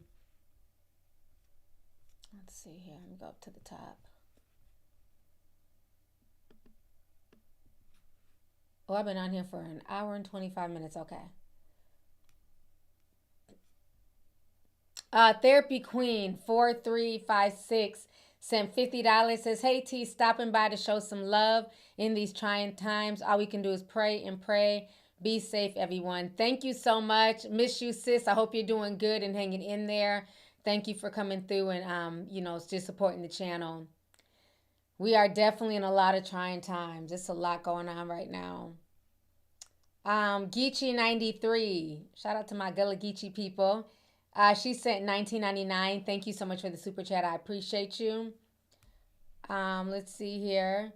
Nala Hassana, she gifted 5 YouTube memberships. So please make sure you guys thank her if you received a free membership today. Let's see here. Glam Goddess 9008 says, I'm a Pisces and I find it funny. I'm never offended. Just have to know you to understand. Thank you, sis. I appreciate you. Thank you. Like I said, shout out to y'all, honey. It's y'all's month. But I had a good time. I'm not gonna lie. Both them little Pisces parties, I was like, oh, okay. Y'all know how to party too, huh? Okay. Had a good time this weekend. Rose Marin sent $49.99. Says, you're lucky my bestie's a Leo because I'm tired of y'all talking about our month. I love you. Thank you for bringing us together. You're so welcome. Thank you so much, sis. Let's see here. Glam Goddess also gifted a lovely tea membership. Thank you, sis. I appreciate you. Stacy4608 sent $199 in ZAR money. Says, hey, T, I'm currently in Cuba and my dad is in Kuwait. I won't lie, it's very stressful, but you are keeping a smile on my face. Thank you so much, and definitely make sure to take care of yourself. I know it is a lot going on, and I know it has to be nerve-wracking when you hear the president, talk about, oh, Cuba's next. After we get done with Iran, we're coming after Cuba. It's just sick, the way that people like him and Lindsey Graham think, like this is, like the world is just their place for the taking. As if there's not real people on these islands, in these countries. It's just insane. And for people who don't get it, how about you switch it around and think about if somebody in Iran was saying they're going to come and take over the U.S. or they're going to tell us who we can vote for in our next presidential election. And if we vote for the wrong person, they're going to come in and change it. Just reverse that and just listen to how crazy that sounds. But thank you for the super chat.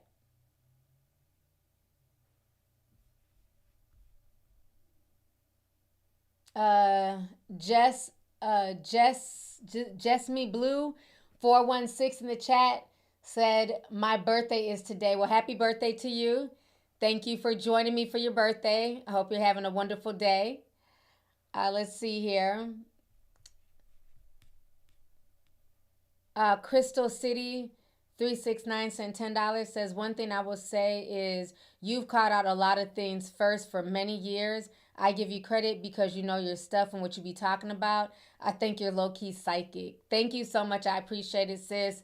Psychic a little bit, just a little bit, but I read a lot. I've always been into history. I used to hate politics, but because it does really affect us, I have gotten way more into politics, but I've always loved history. History and social studies were like my favorite subjects in school. So that's why I'm into like a lot of this stuff. I love the celebrity news, the celebrity, gossip, whatever. But I'm in my bag when I'm talking about this stuff because I really enjoy like breaking this stuff down, especially to people who are just not into it, just don't know where to start or just, everybody's busy trying to live their life. So if I can put the information together and put it in like a more condensed way for people, I really enjoy doing that. So I'm just glad that you guys allow me to talk about different stuff on my channel.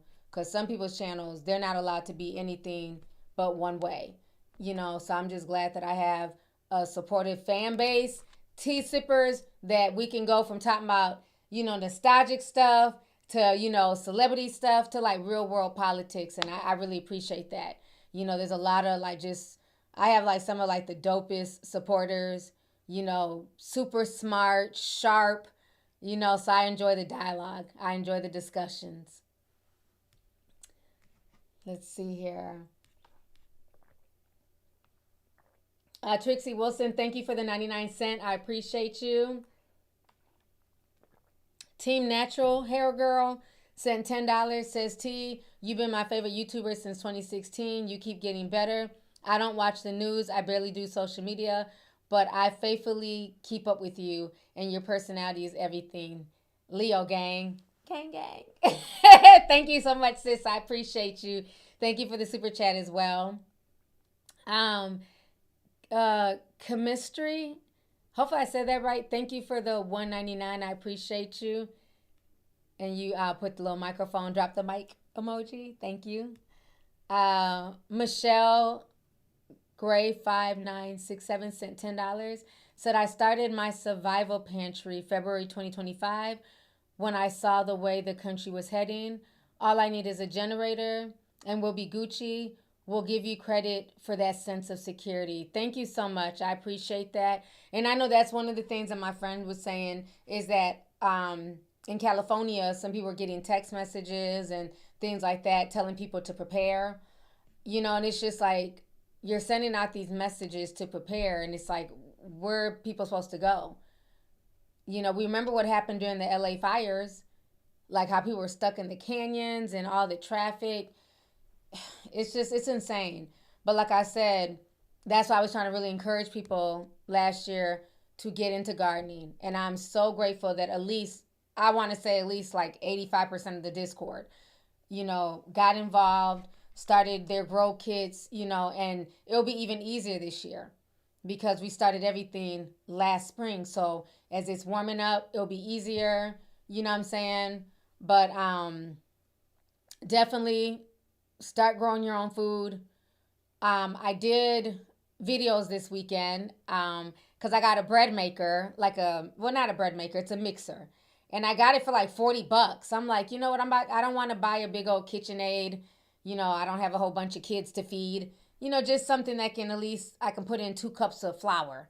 And I made bread from scratch for the second time because I did it at Roosevelt High School in the springtime, they taught us. So I made bread from scratch. I showed y'all in Discord in the food room. And yes, I haven't posted these new videos, but I made some apple tart pastries. And then I also made this Danish from scratch. So I did that yesterday as well. And I boiled the raspberries and sugar, made a raspberry jam. I did the cream cheese with powdered sugar. Oh my God, delicious.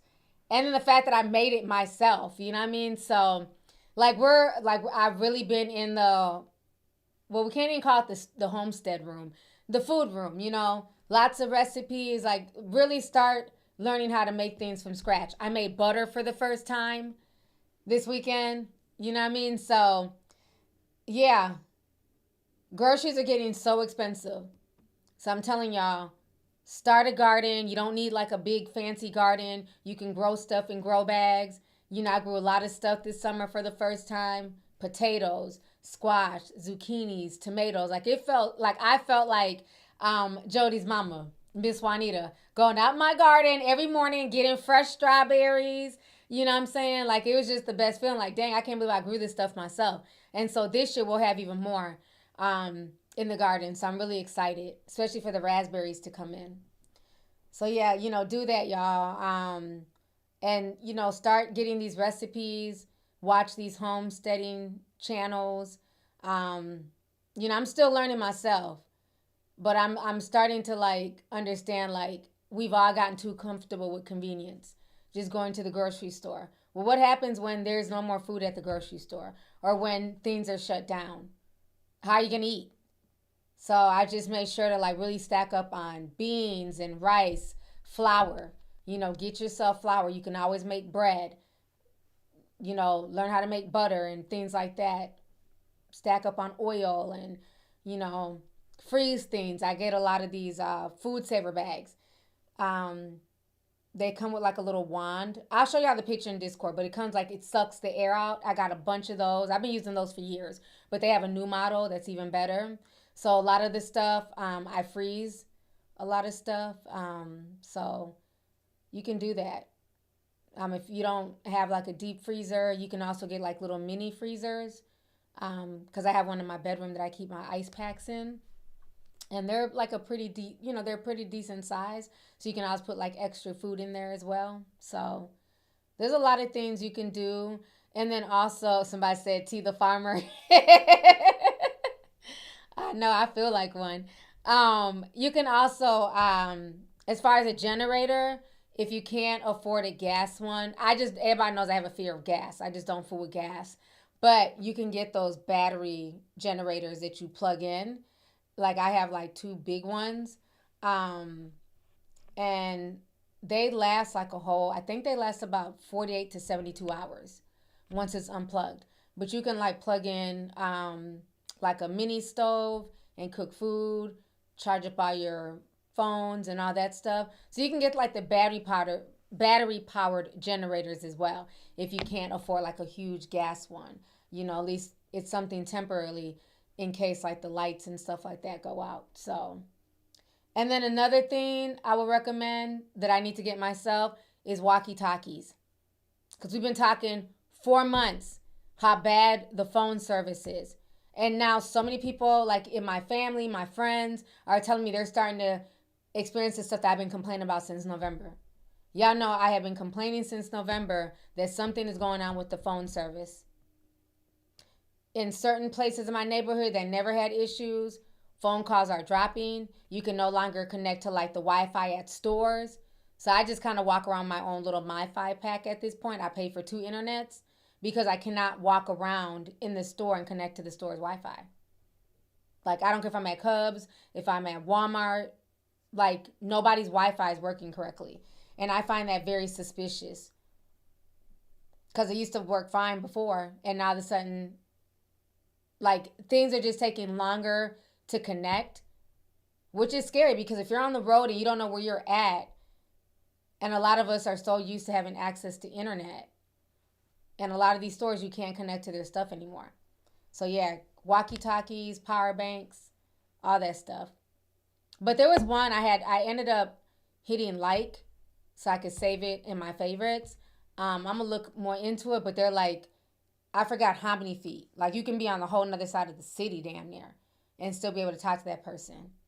And then there's certain apps too that you need to download in the event like communication goes out. And I have a list of those apps. I don't know them right off the top of my head, but I have them written down where like you can still communicate with your family via Bluetooth. So these are things that we all need to be looking at and looking into. I know when me and Lady J did our show like 3 years ago, people were upset, said that we were prep shaming. I don't even know what the fuck that's supposed to mean. How can somebody shame you for preparing? But yeah, we were accused of being prep shamers because we said if you can spend $300 on some Jordans, $300 on a hair weave, just on frivolous stuff, get a generator. You can get them as cheap as $300. And people got offended by that, accused us of prep shaming. I'm like, y'all just come up with just words just to be mad about at this point.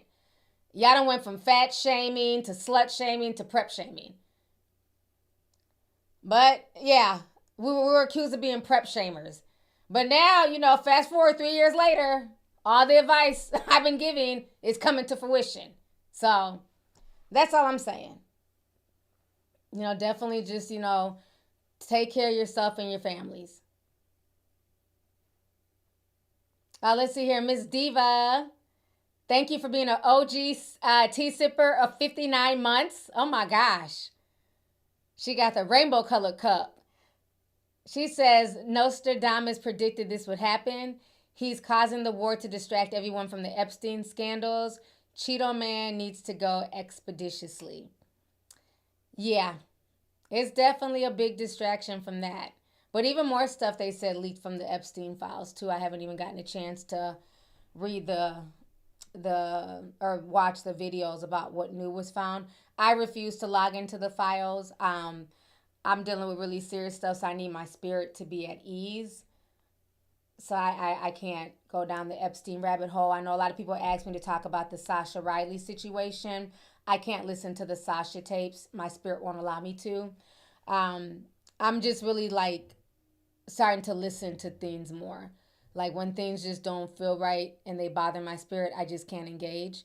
I believe everything that Sasha's saying. I've watched other people talk about it, but as far as me going and listening, I can't do it. I'm dealing with too much heavy stuff. I can't take that on. But I believe what he's saying. So with the Epstein files, I just go off of trusted news sources and people who I know actually do their due diligence, and I just see what they're talking about, what they found. I take my notes, but I refuse to log in and go through all that. It's just too disturbing from what from what I've heard. So, yeah.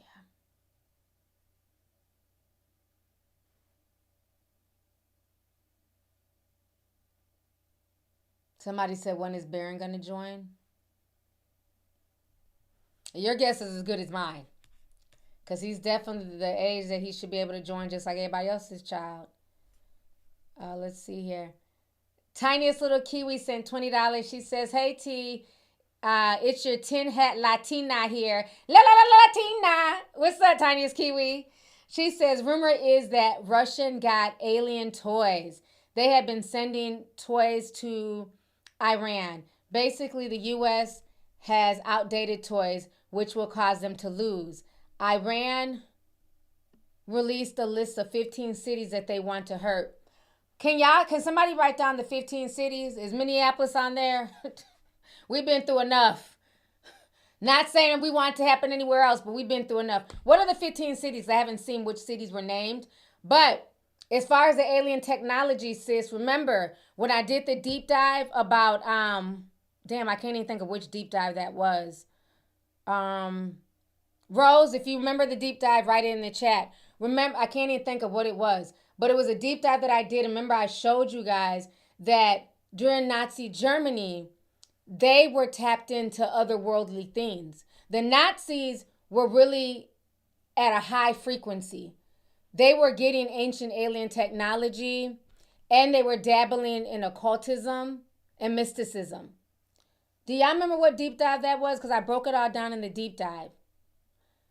I believe that a lot of that ancient alien technology, Russia has also tapped into. Because remember, the Nazis, they was flying, certain jets. They had certain instruments that were not even available at that time back in the 30s and 40s, whenever all that stuff went on. I'm not good with the dates. But when all that Nazi stuff was going on, they had weaponry that no one in the world had ever seen because they was tapping into the occult and dabbling with spirits and aliens and stuff like that. So I very much believe that Russia is doing the same thing, and a lot of our stuff is outdated. It might have been the technology deep dive. I forgot the name of it. Let me see. Because y'all know Rose be knowing every deep dive. I be forgetting. They said Minneapolis is not on there. Whew. Because it's like, can we get a break? Was it the AI deep dive? I don't think it was. Was it Project Blue? Maybe it was Project Bluebeam. Verbal Beauty. Maybe it was Project Bluebeam. That it would fit into that. It might have been. Quantum Supremacy and AI. Damn, I got a lot of dope ass deep dive titles. So it was either in the Project Bluebeam deep dive or the Quantum Supremacy AI deep dive is what everybody's saying. That it was in the AI one.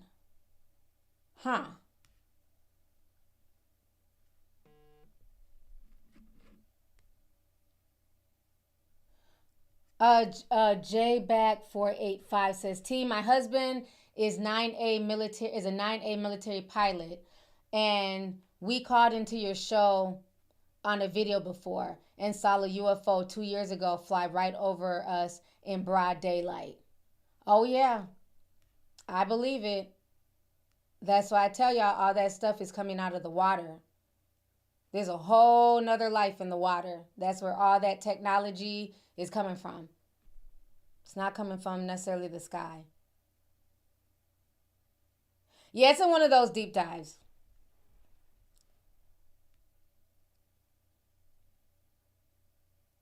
Yeah, everybody's saying Project Bluebeam or the quantum supremacy AI video. It's in one of those. I mean, they're both good. Watch them both. But I broke it down about the Nazis in one of them, about like how they had all this like technology long before they were supposed to have that.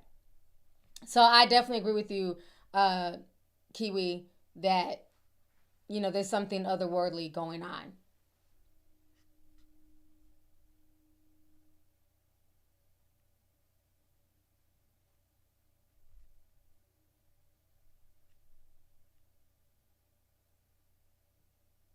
Somebody said they like the mermaid deep dive. No, it wasn't in the one about Orishas. No, And I'm going to work on that. I still got to do the part 2. I'm going to see if I can work on that within like maybe the next week or so. I've really been working on these video essays, so that's kind of taking me away. But I do want to, I just had to record it because I have all my notes. I just haven't had time to like sit and record it because I know the Orisha part 2 is probably going to be just as long as part 1. And part 1 was like 4 hours. So I just had to find some time to like really sit down and like break that down. And I know people were asking me, was I going to do a call-in show about the 90s and 2000s and nostalgia? I do want to do one. Today's Wednesday. Maybe we can do a Friday. Because I know there's a lot of stuff that people were like, oh, you didn't add this. You didn't talk about Playboy. You didn't talk about, Girls Gone Wild. If I would have talked about everything that groomed us, that video would have been like 6 hours. I'm not putting a 6-hour deep dive on YouTube. If I'm doing a video over 2 hours, that is going to the deep dive vault. But I'll do an hour. That's all I could squeeze in and keep it at an hour. I'm not going to put anything longer than an hour on YouTube outside of my live streams. But we can do the call-in show. And when we do the call-in show, make sure y'all call in and talk about everything. Girls Gone Wild. And I want to hear from some of the guys. Talk about how, a lot of the guys were groomed in a way to gangbang. And were groomed into criminality. Snoop Dogg made it cool for everybody to start cripping. So this, they sexualized the millennial girls and they made the millennial guys into gangbangers and thugs and in and out of jail. They glamorized jail and prison like it was a cool place to be, knowing they were only doing that to feed the prison industrial complex. So, yeah, I would love to hear from the fellas. And maybe I could do a part 2 and make it about the guys and how the guys were, groomed in a way as well. But, child, I'm only one person. I'll be tired. I'll be trying to keep up, but it's just me, Yeah, remember that 1879 undercover cop and it don't stop. Yeah, a lot of that stuff. So y'all can call in, I would love to hear from the fellas too. Because, that time did a toll on everybody. Not just women, but the men too. For sure. That's why I always laugh when people act like, this generation is so messed up and, oh, Gen Z, they're so overly sexualized and they all want to be like Sexy Red. And it's like, do you think that this started with Gen Z? Like, I hate how like millennials and Gen Xers like to like rewrite history. You forget about our childhood, how like so many of us literally were groomed to want to be models, strippers, Playboy bunnies. I remember like being in 7th grade, like I want to be a Playboy bunny, but not understanding what that entailed. Remember Kendra, she was like 18 when Hugh Hefner got her. And they would brag all day like this was the life. Now we fast forward 20 years later, the old one on there that actually married Hugh won't stop crying and going on hobo tours about how bad it was. Yeah, it's easy for you to say that now, but you literally groomed a whole generation of girls to think that that was something to aspire to. He was like basically a legalized pimp. This man had 3 girlfriends. And that was fed to us as children. And then we wonder why nobody wants to be faithful or settle down with one person. So, it's a lot. Yep, the video girls. Thank you, AMDA. The video girl, the video vixen era. I wanted to be a video vixen. I think we all did. It looked glamorous. These girls were with all the hottest rappers. They were in music videos. Remember when we were growing up, to be on TV was a status symbol. If you were on TV, everybody thought that you made it. Everybody thought that you were rich. I remember one of my friends was in the audience of the Ricky Lake show. He heard about that for years in the hood, like, oh my God, we see you on Ricky Lake. We thought he was rich because he was in the audience. He was like, I just happened to be in New York. Like, they didn't pay me. But we all thought he was coming back to the hood with like all this money. And he was like, no, we were just in New York. So that's how it was fed to us. Like, television was everything. Imagine thinking somebody was rich sitting in the audience of Ricky Lake. But that's how we thought as kids, you know? So, yeah, we thought he made it. We was like, oh my God, he's on Ricky Lake. He was literally in the audience. But he asked a really dope question. It was so funny. He was like, so you say he's cheating and you say she's cheating. Is anybody cheating? That was our homeboy from St. Paul, if y'all remember that clip. Shout out to Nate. We thought he made it, honey. Yeah. When you were on TV back in the day, you were the man. So that's why everybody was aspiring to be a child star. Be on Nickelodeon. Get your parents out of poverty. So it was systematic. But we're going to talk about it. Definitely call in when we do the call-in show. How long I've been out here? Okay, almost 2 hours. Okay. Let's see. Miss Jess Empress in 699. She says, Marco Rubio is of Cuban heritage. It's crazy how he's going along with what Trump is doing to Cuba. Well, he's a sellout. Can I call him a coon, or is he too light to be a coon? I don't know what Cubans call people who sell out, but he's just a coon. He's a whitewashed Cuban. I have no respect for him. And he speaks fluent Spanish. It's sad. It's sad that he can just co-sign this. But thank you for the super chat. Jess20 Como says, I'm late, but I'm tuned in with my fave. Keep being amazing, T. You are definitely needed in these times. Thank you so much. I appreciate you. Thank you, sis. Kamara sent 199, says, can you say happy birthday, Lakeisha? Happy birthday, Lakeisha. I hope you're enjoying your day. Thank you, Kamara, for the super chat. I appreciate you. A lot of Pisces birthdays. Okay, we see y'all. Pisces season. Let's see here. Mandarin sent 149. Thank you so much, sis. Appreciate you. Sabrina Leroy sent $5. Says, hey, T, I caught you live for the first time. My husband and I watch you all the time. Thanks for your journalism. Keep up the tea. That's what's up. Thank you and your husband for supporting my channel. I appreciate you guys so much. So thank you, sis. Let's see here. Your friend and homie, Sam 499, says Iran is mainly mountains. They are sending foot soldiers to die. Yeah, they are. And I think that's the messed up part, because it's not their kids going out there. But he said it during his speech. He said, well, some of y'all will die. At that point, I just shook my head. Let's see here. Jujuba 671 said 999 says, hey, T, just wanted to say that YouTube canceled my membership with you. I just want to comment a member sticker, and it gave me the option of renewing. I also just tried to renew and nothing is working. Let me go ahead and screenshot your message. I'm going to get that over to my YouTube manager. See, YouTube is doing some slick stuff. Thank you for letting me know. I'm going to get that over to my YouTube manager. Because usually when you renew, I think it lets you pick up right where you left off. If it's within that same year. Like, you would still get like your teacup and everything. Because like the different level of teacups are like how long you've been a member. So, but I'll let them know. So thank you, sis. Let's see here. Oh, Wavy Tay sent another super chat. He said 1999. He says, part 2.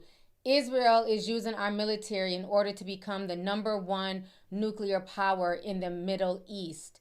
This plan has been in the works for decades, and the October 7th attack was planned as well. Our government did not think this through. I agree. I always knew there was something fishy with the whole October 7th, because I'm like, y'all supposedly have the best intel in the world. Y'all have the Iron Dome. How did these people just end up parachuting through the Iron Dome and just shoot all these folks? Like, you know, the world is a stage, like we always say. And the sad part is, it's the billionaires and these high-ranking people who are running everything. And it's the regular man and woman who end up suffering and dying. So, just continue to take care of yourself and keep us posted. Let's see here. They call me Mac. Hey, Mac. Mac has been a member for 67 months. Oh, Mac is an OG, honey. He says 77% of young Americans would not qualify for military service without a waiver due to being overweight, on drugs, or mental health and physical health problems. Thank you. Clock it. Or was it? No, I think Armand said, it's not this, it's this. I seen his Instagram pop up and he was like, I don't like when people clock it, it's this. Whatever. Clock. He's not lying. 77% of young Americans would not qualify for military service. And that is the truth. These folks stay crying about their mental health. Hell, half y'all don't go to work. Y'all would take all types of health days off. Oh, my mental health is stressed. I can't come in and fry chicken this weekend. Got the damn Bojangles fry cook stress because y'all done caught out on him. Needing a mental health break. We didn't get no mental health breaks growing up. Just had to tough your way through it. That's why a lot of us are messed up now. But no, it's the truth. Like, I wasn't over-exaggerating. I told y'all, I got military people that, you know what I'm saying, give me tea. And they said that a lot of people in Gen Z would not qualify. A lot of y'all had to have waivers. Too many of y'all sit around, play video games, eat like crazy. It's not all of y'all. But the ones who are, trying to go into the military voluntarily, a lot of them get turned around. But in a minute, the way, if this war continues, they about to take everybody. Hell, you can have one foot. They come on in. Just hop on over. Because, the way it's going, shit, they about to have all of us out there. Some bullshit. Let's see here. Juju Boss says, LOL, the left stream. She said, I left the stream and came back, and now it's showing that I'm a member. I thought I was going crazy. Oh, okay. But that's so funny because when you wrote that comment, it didn't have it. But now you came back, now you have a red cup. Okay, so I'm glad it worked. Okay, good. And it's shown that you've been a member for 20 months. So I'm glad that worked. Thank you, sis, for supporting my channel. I appreciate you. Let's see here. Bridget Marcella sent $4.99 says, I know y'all are overprotective, but I originally sent a super chat about the Discord opening last year and I missed. Please let me join. Email. Oh yeah, don't email the lovely T2002 if y'all were emailing that. That email has been hijacked by Yahoo. I'm no longer using that since they don't want to get back my email, and I deleted a bunch of emails. They still didn't get back to me, so I'm not fooling with Yahoo. The new email is on my YouTube channel. I think it's Lovely T. I don't know. It's something. I got so many damn emails, but it's on my YouTube channel. So just email with your name, Bridget Marcella. Send us an email, and me and Rejoice will get to it. So, thank you. Let's see here. Desiree sent $49.99. She says, as an American, we should really stop with the left and right bullshit. it's pretty apparent it was never the people voting anyone into power or getting laws passed. It's the 13 families in power that let us think that we have a system while we fight each other. I agree 100%. And that's why I refuse to let folks go back and forth on my channel during the whole election thing. Because I have people, like I said, on all sides of the spectrum. I have Democratic Kamala supporters. I have Trump supporters. You know what I'm saying? Like I said, at the end of the day, people going to vote how they want to vote and do what they want to do. You can't control that. One person you control is yourself. But understand the big picture.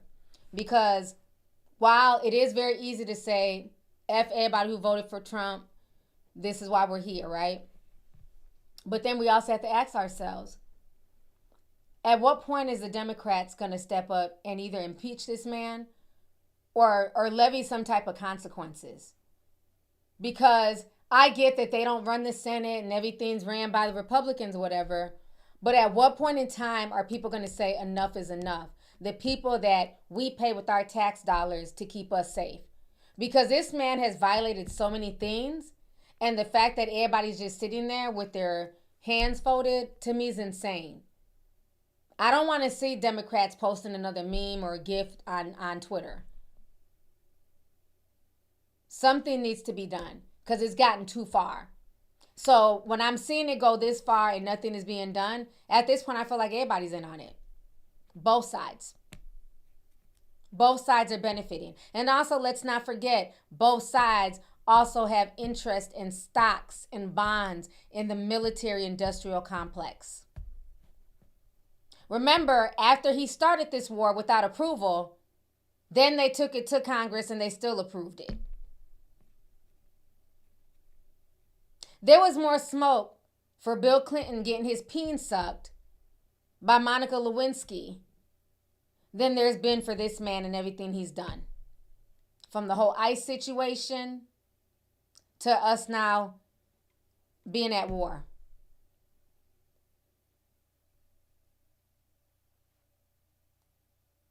That's why I feel like everybody's in on it. It's too much sitting around for me and just doing these weird, I'm just going to go on Piers Morgan and rant and rave.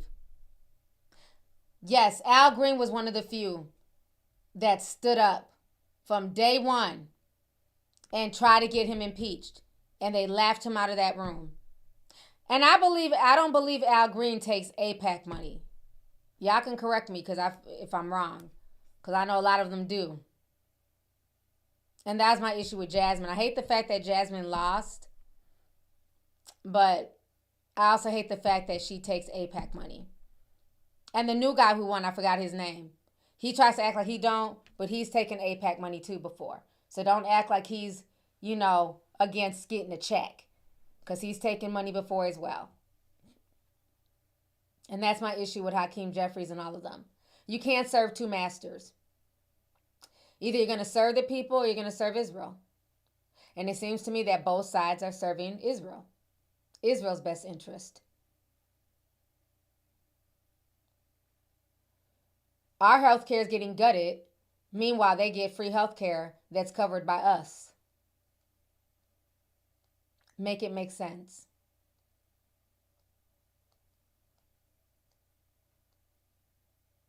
James Tallarico, thank you. I couldn't think of his name. Yeah. I didn't expect him to win, but he won it. And then I didn't like how all them damn white women were like, me and James was talking about this in Telegraph. They was like crying and shit like, yeah, I really, I wanted to vote for Jasmine, but I couldn't. Because I didn't think, she would win. And I just felt torn. And I just couldn't vote for Jasmine because I just didn't think she'd... Shut the fuck up. Just shut the fuck up. I'm so tired of these weird white tears. Just say you want to vote for the white guy and you didn't want to vote for the ghetto, black woman. Just say that and move around. All the crying they were doing down in Texas pissed me off. I wanted to vote for Jasmine, but I just... Shut your ass up. I don't know if y'all saw them videos. They was pissing me off on TikTok.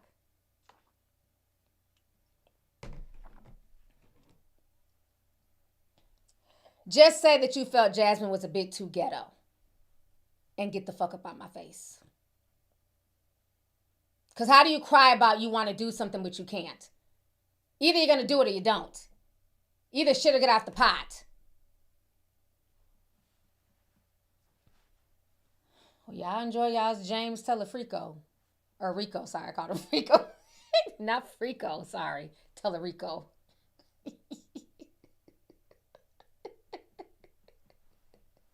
Y'all know I got no chill, child.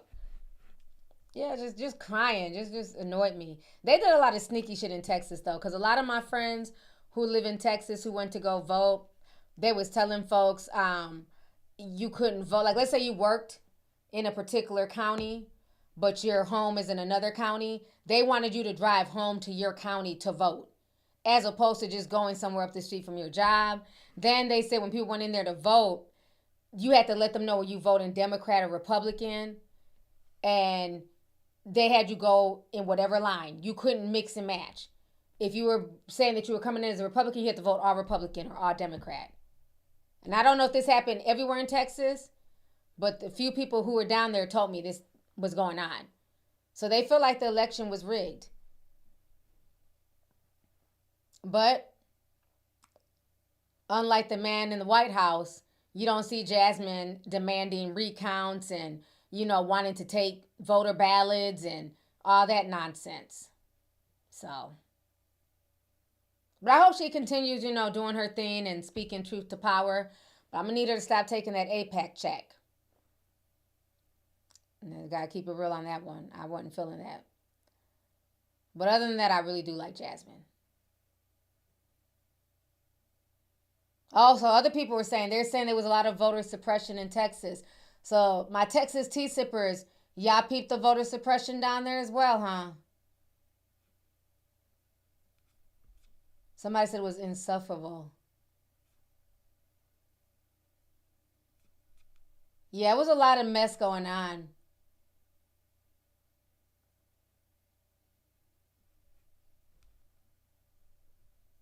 But yeah, Desiree, thank you so much for the super chat, sis. Appreciate you. Let's see here. Free the people, eat the rich. I like that name.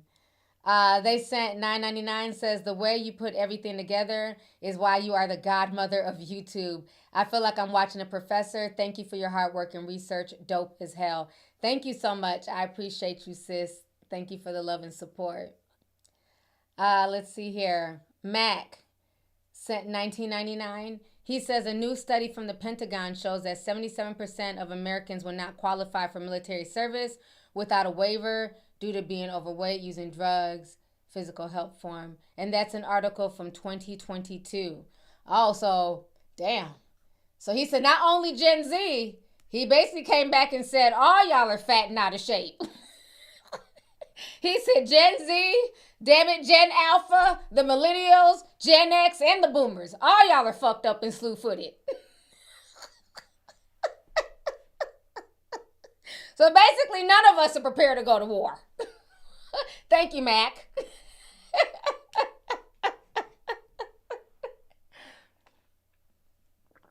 Oh, my goodness. He said 70% of Americans. All right, let's see here. Forever Your Leo. What's up, sis? She said $9.99. She says, hey, T.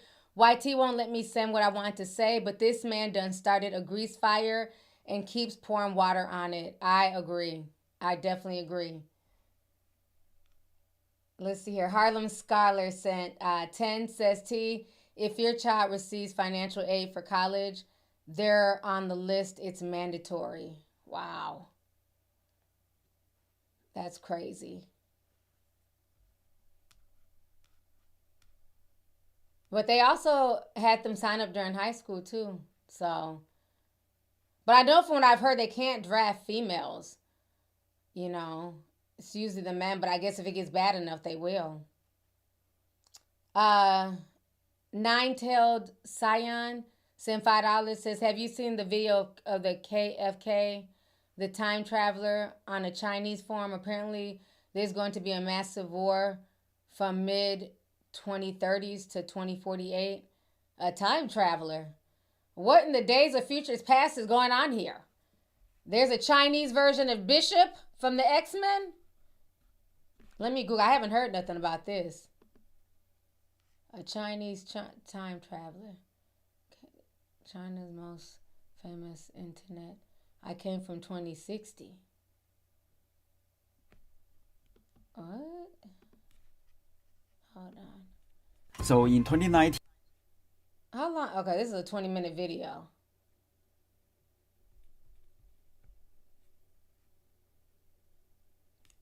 Is there like a short synopsis?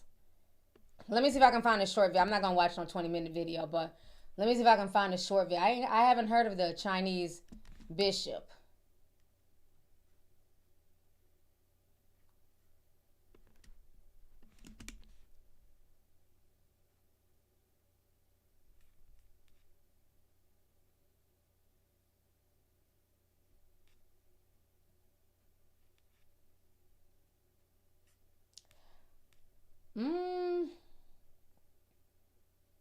All these videos are long. I was hoping to find like a short or something.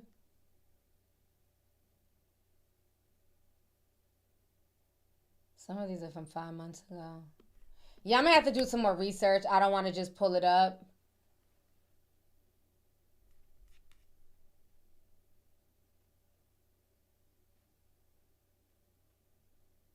Oh, well, this one's a little bit shorter.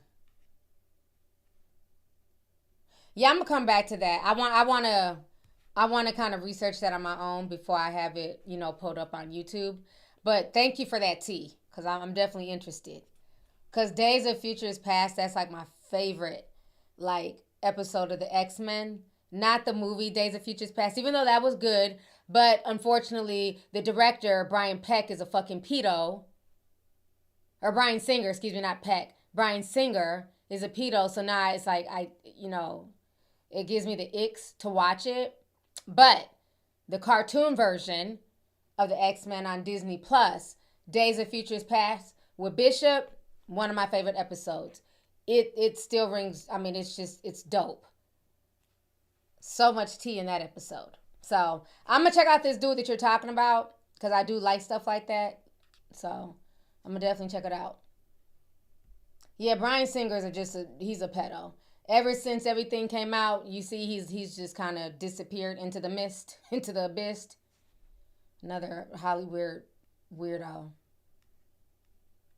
Let's see here. Miss Bia 5100 and 499 says, "Well wishes, love you, love your look. It's giving la la la Latina." It is.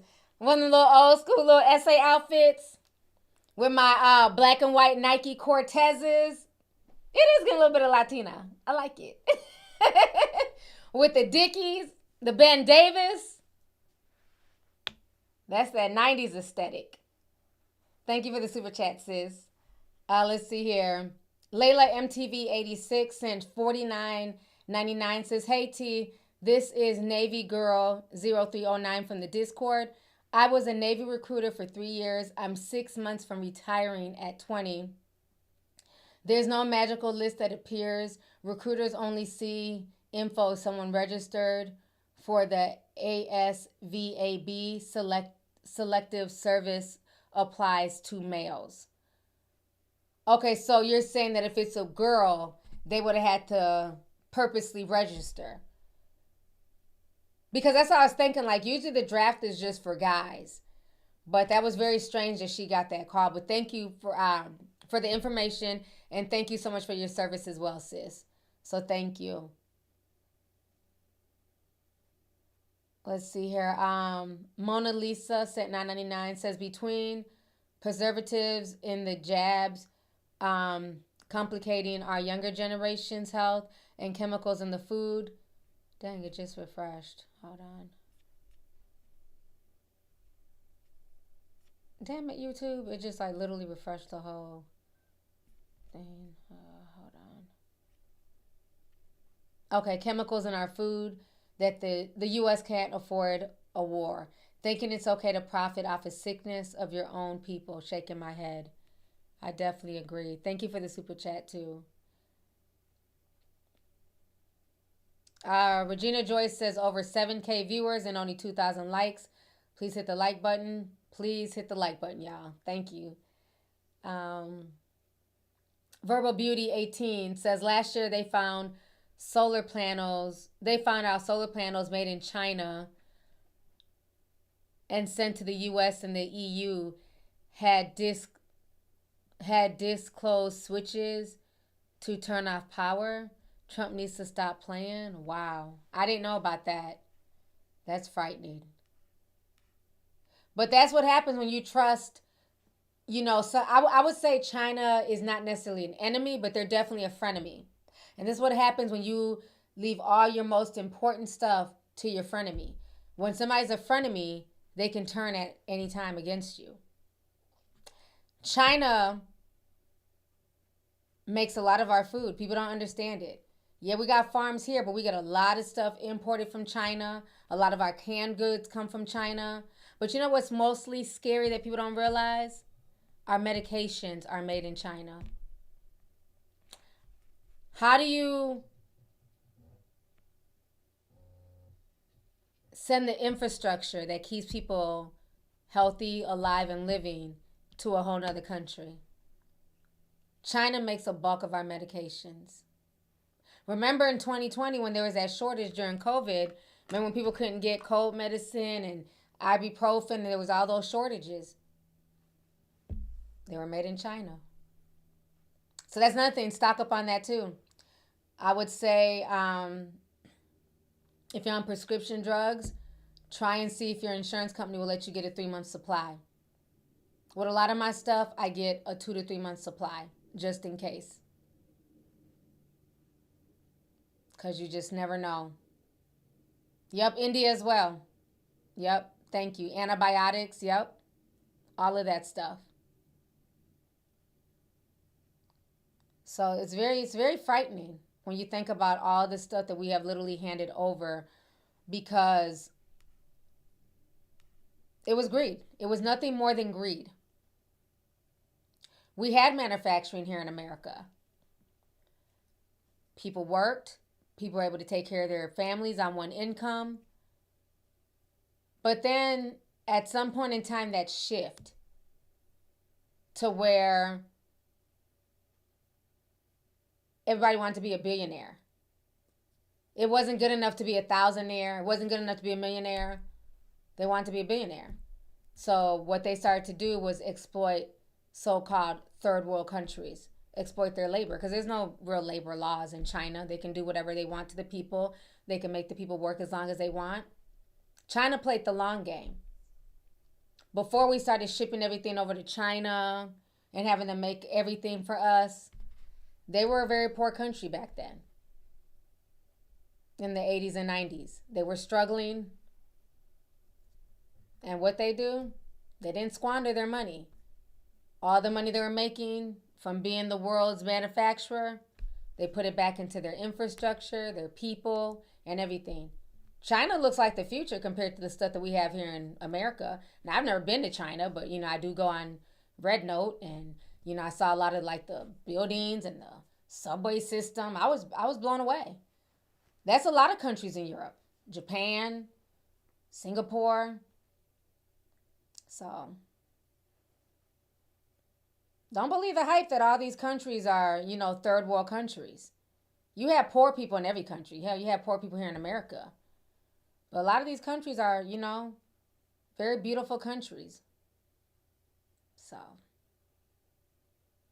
it's sad. It's greed. Nothing but greed. Yeah, call centers in India. I remember when I used to work customer service at my first job, I used to take calls for Target Direct. Target is a big staple here in the Twin Cities. So I used to take calls. This is back when they would send out magazines. So you could get you'd get Marshall Field's, Dayton's, Target magazines. And you could call the magazine and place orders. So I would take, I'd be one of those people that you would talk to. And you'd call and be like, oh, I want to order this and that. We'd take your information down, credit card, ship it off to your house. So I would take customer service calls for Target. And then I remember around that time,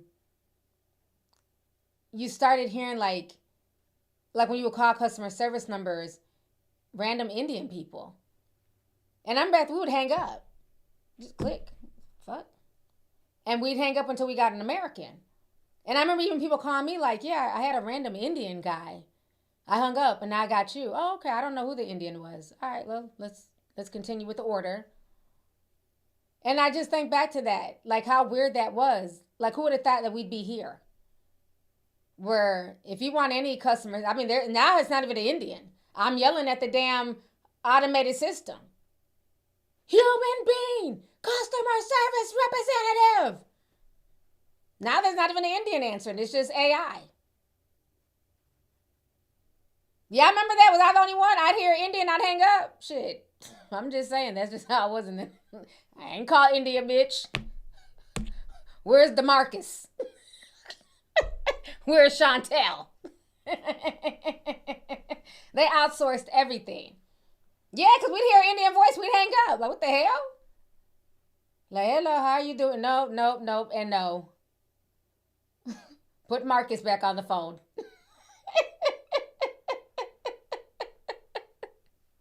It's crazy, man, how much stuff has changed in 20 years. It's insane.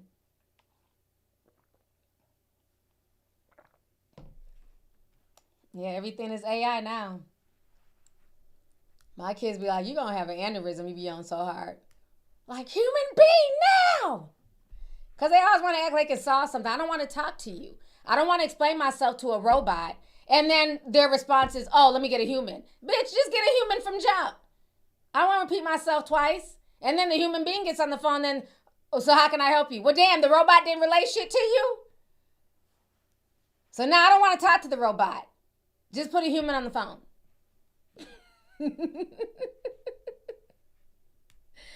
Let's see here. Melanin Queen, what's up, sis? Melanin Queen sent $4.99. She says, first of all, this man said Semites instead of Semeites instead of Semites. Second, I think they have him backing that thing up on film, blackmail. He's compromised. Oh yeah, there's something very suspicious about Lindsey Graham, child. He definitely gives me, how you doing? And the fact that his name is Lindsay, like who the fuck names their son Lindsay? That's a girl's name. No offense to any man named Lindsay, but I've never met a man named Lindsay.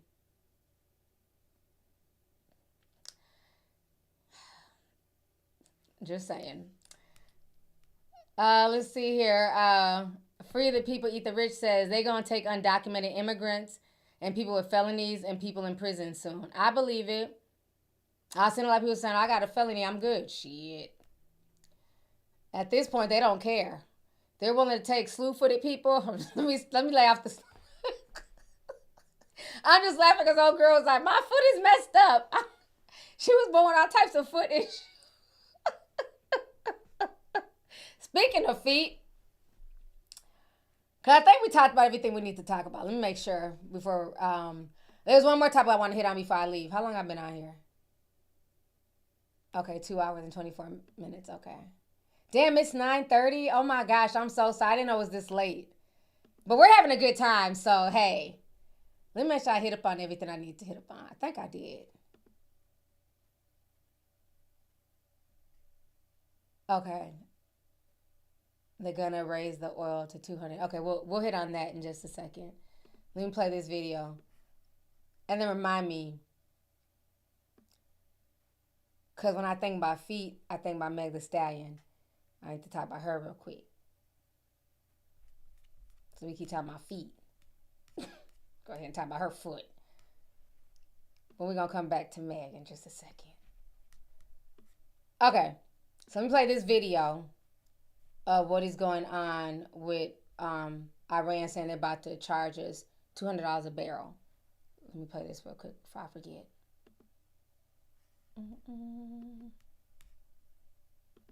There we go.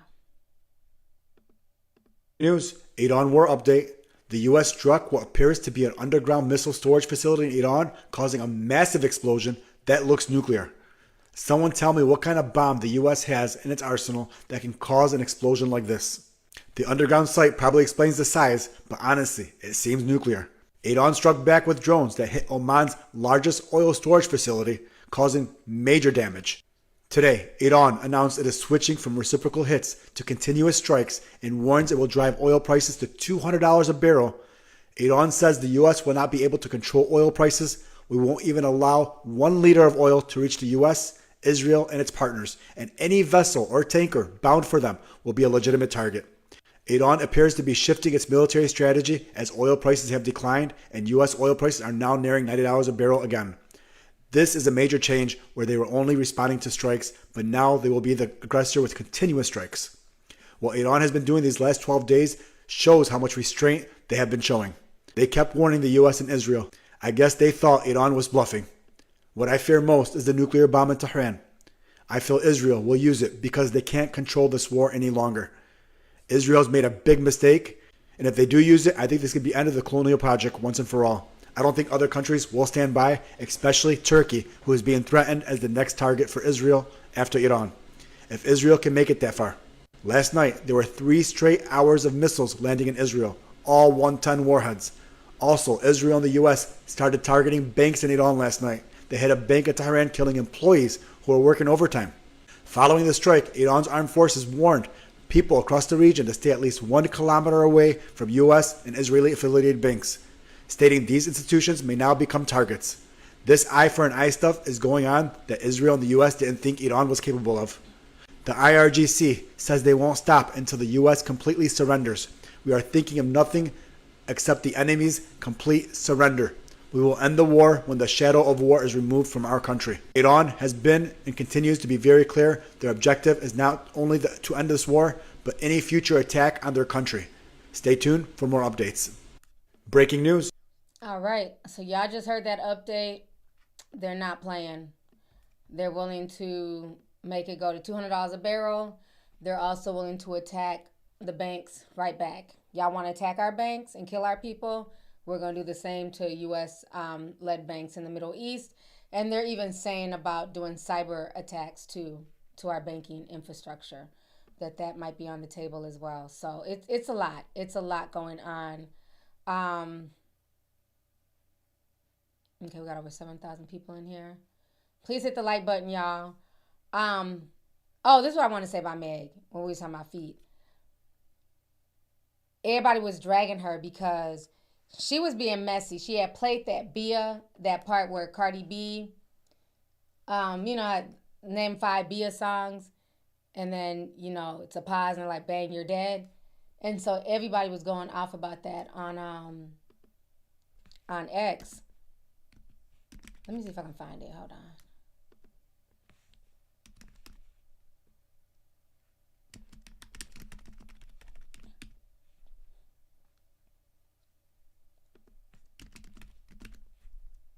Because people was asking me about it. I just didn't get a chance to talk about it. Okay, this is the video.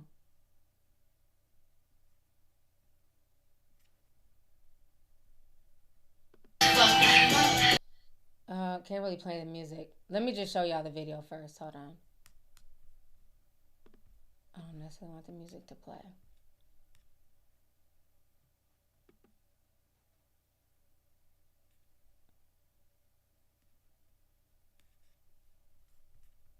Let me turn it down a little bit.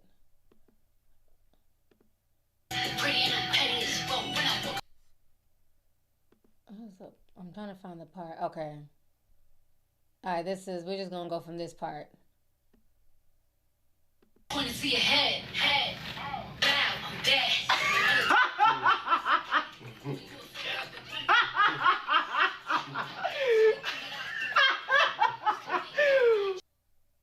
Why would she say that?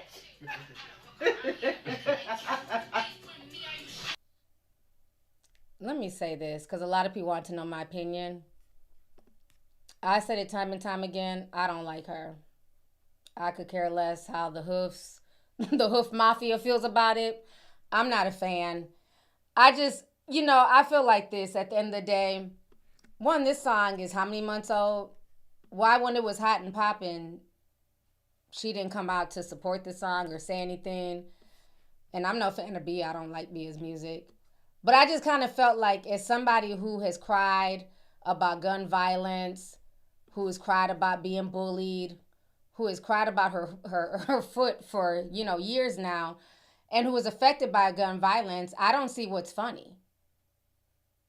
This was a beef between Cardi B and Bia. So I get them going back and forth. I just find it very strange. And the way she laughed, it came out very demonic and dark. She's not a girl's girl. I've been saying this for a long time. Y'all love to drag me and say that I'm just mean to her. She's not a girl's girl. She's never been. This is the same person who fucked her best friend's man.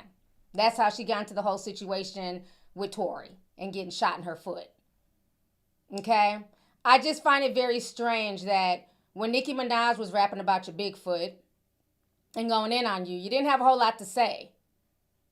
But then came out and said that you were being bullied and picked on. Bia, I don't think Bia said anything to Megan. I could be wrong, but I don't think she's said anything to Megan. And it was just kind of weird, like, it's one thing like you're laughing, you're listening to the album, but why that part?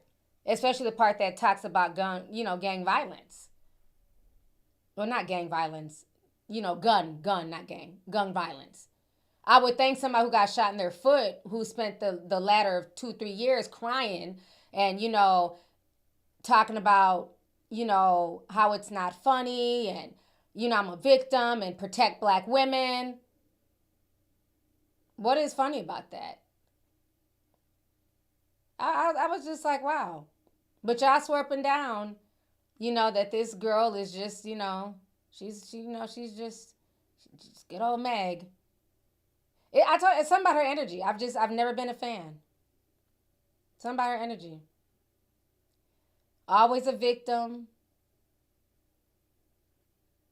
But then she gives that same dark, goofy, low vibrational energy. Like I said, when Nicki was going in on her, it was silence. Why not come back and have that same energy towards Nicki? I just thought it was weird. Has Bia replied back? Because this was like 3-4 days ago. People were asking me about it. Has she replied back to her?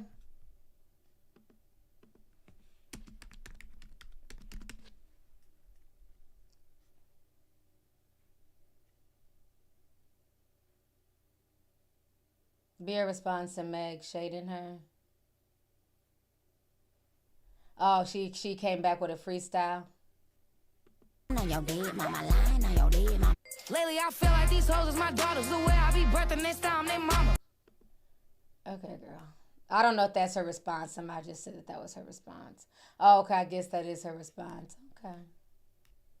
All right, Bia. Yeah, I don't know. I just didn't like it. I didn't like it. A lot of people were asking me how I felt about it. Didn't like it. Not for somebody who has gone around on a hobo tour for the past few years, talking about protect Black women and gun violence and how you still have nightmares. And when Drake, rapped about you, it was so uncalled for. And, so for her to do the whole pointing with the gun, it wasn't even like just her rapping. Like, that's one thing, she's like just rapping the song, but the whole with the gun point and the ka, like it just came out very, very low vibrational, very demonic laugh. I'm just not a fan. But carry on. Folks was asking me, so I was like, yeah, you know what? Since we're talking about damn slew foots, it might have been a mimic. So we're talking about feet and shit. Yeah, just a mess. Yeah, her response to Nicki, the diss song that she did to Nicki, or was that before when she did the Megan's Law? I don't know. I forgot which came first. That part was a key. What I'm talking about, when Nicki was going at her on social media, before even diss tracks were put out there, it's always been, they're picking on me. But I don't know. She just gives me really mean girl energy.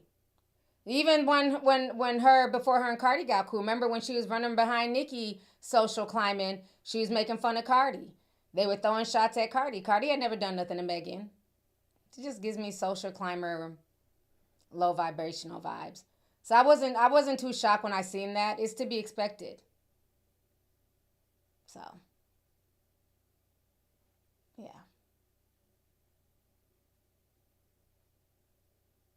Oh, Bia's response was playing the Bigfoot song.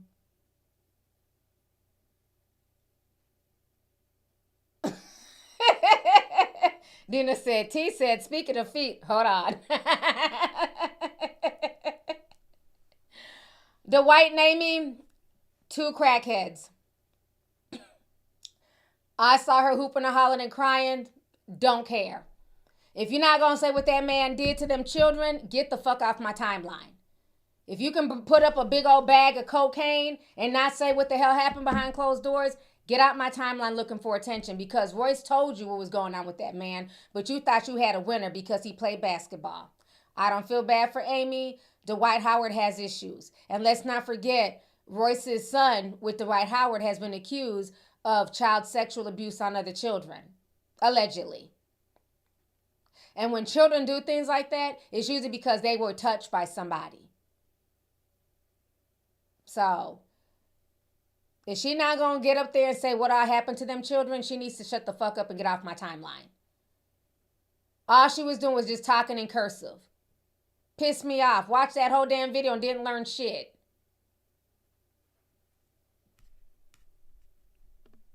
Y'all know I ain't got patience for bullshit. Get to the point or move the fuck around. I was so mad watching that video. I don't feel bad for neither one of them. They're both weird. Now, let's see. Oh, yeah. Okay, so before I leave, we got to talk about the Breakfast Club. Because all y'all was asking me about the Breakfast Club last week I went live.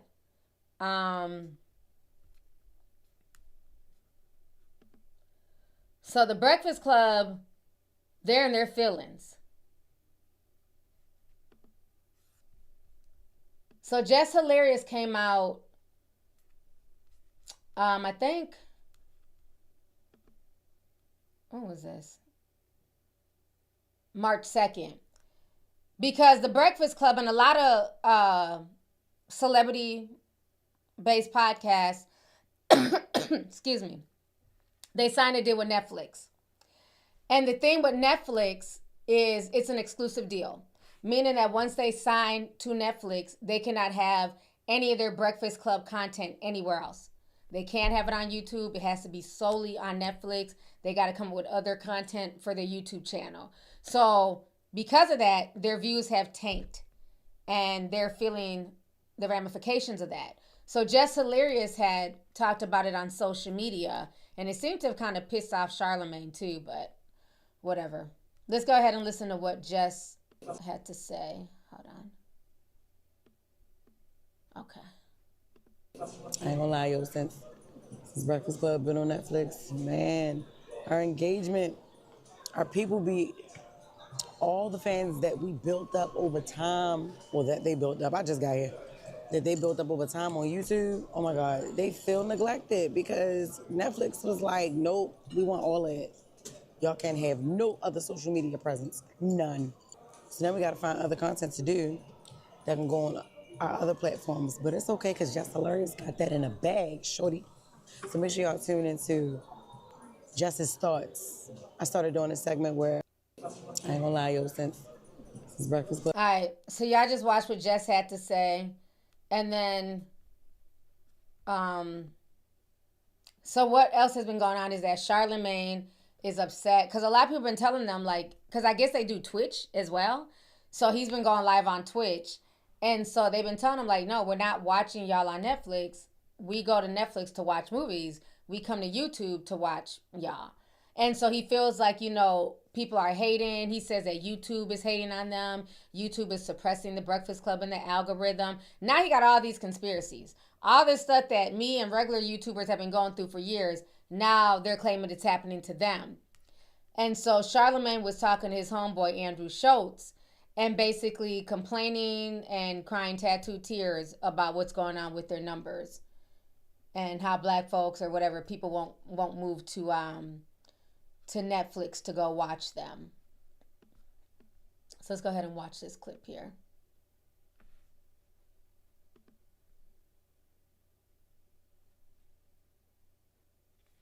Hold on real quick.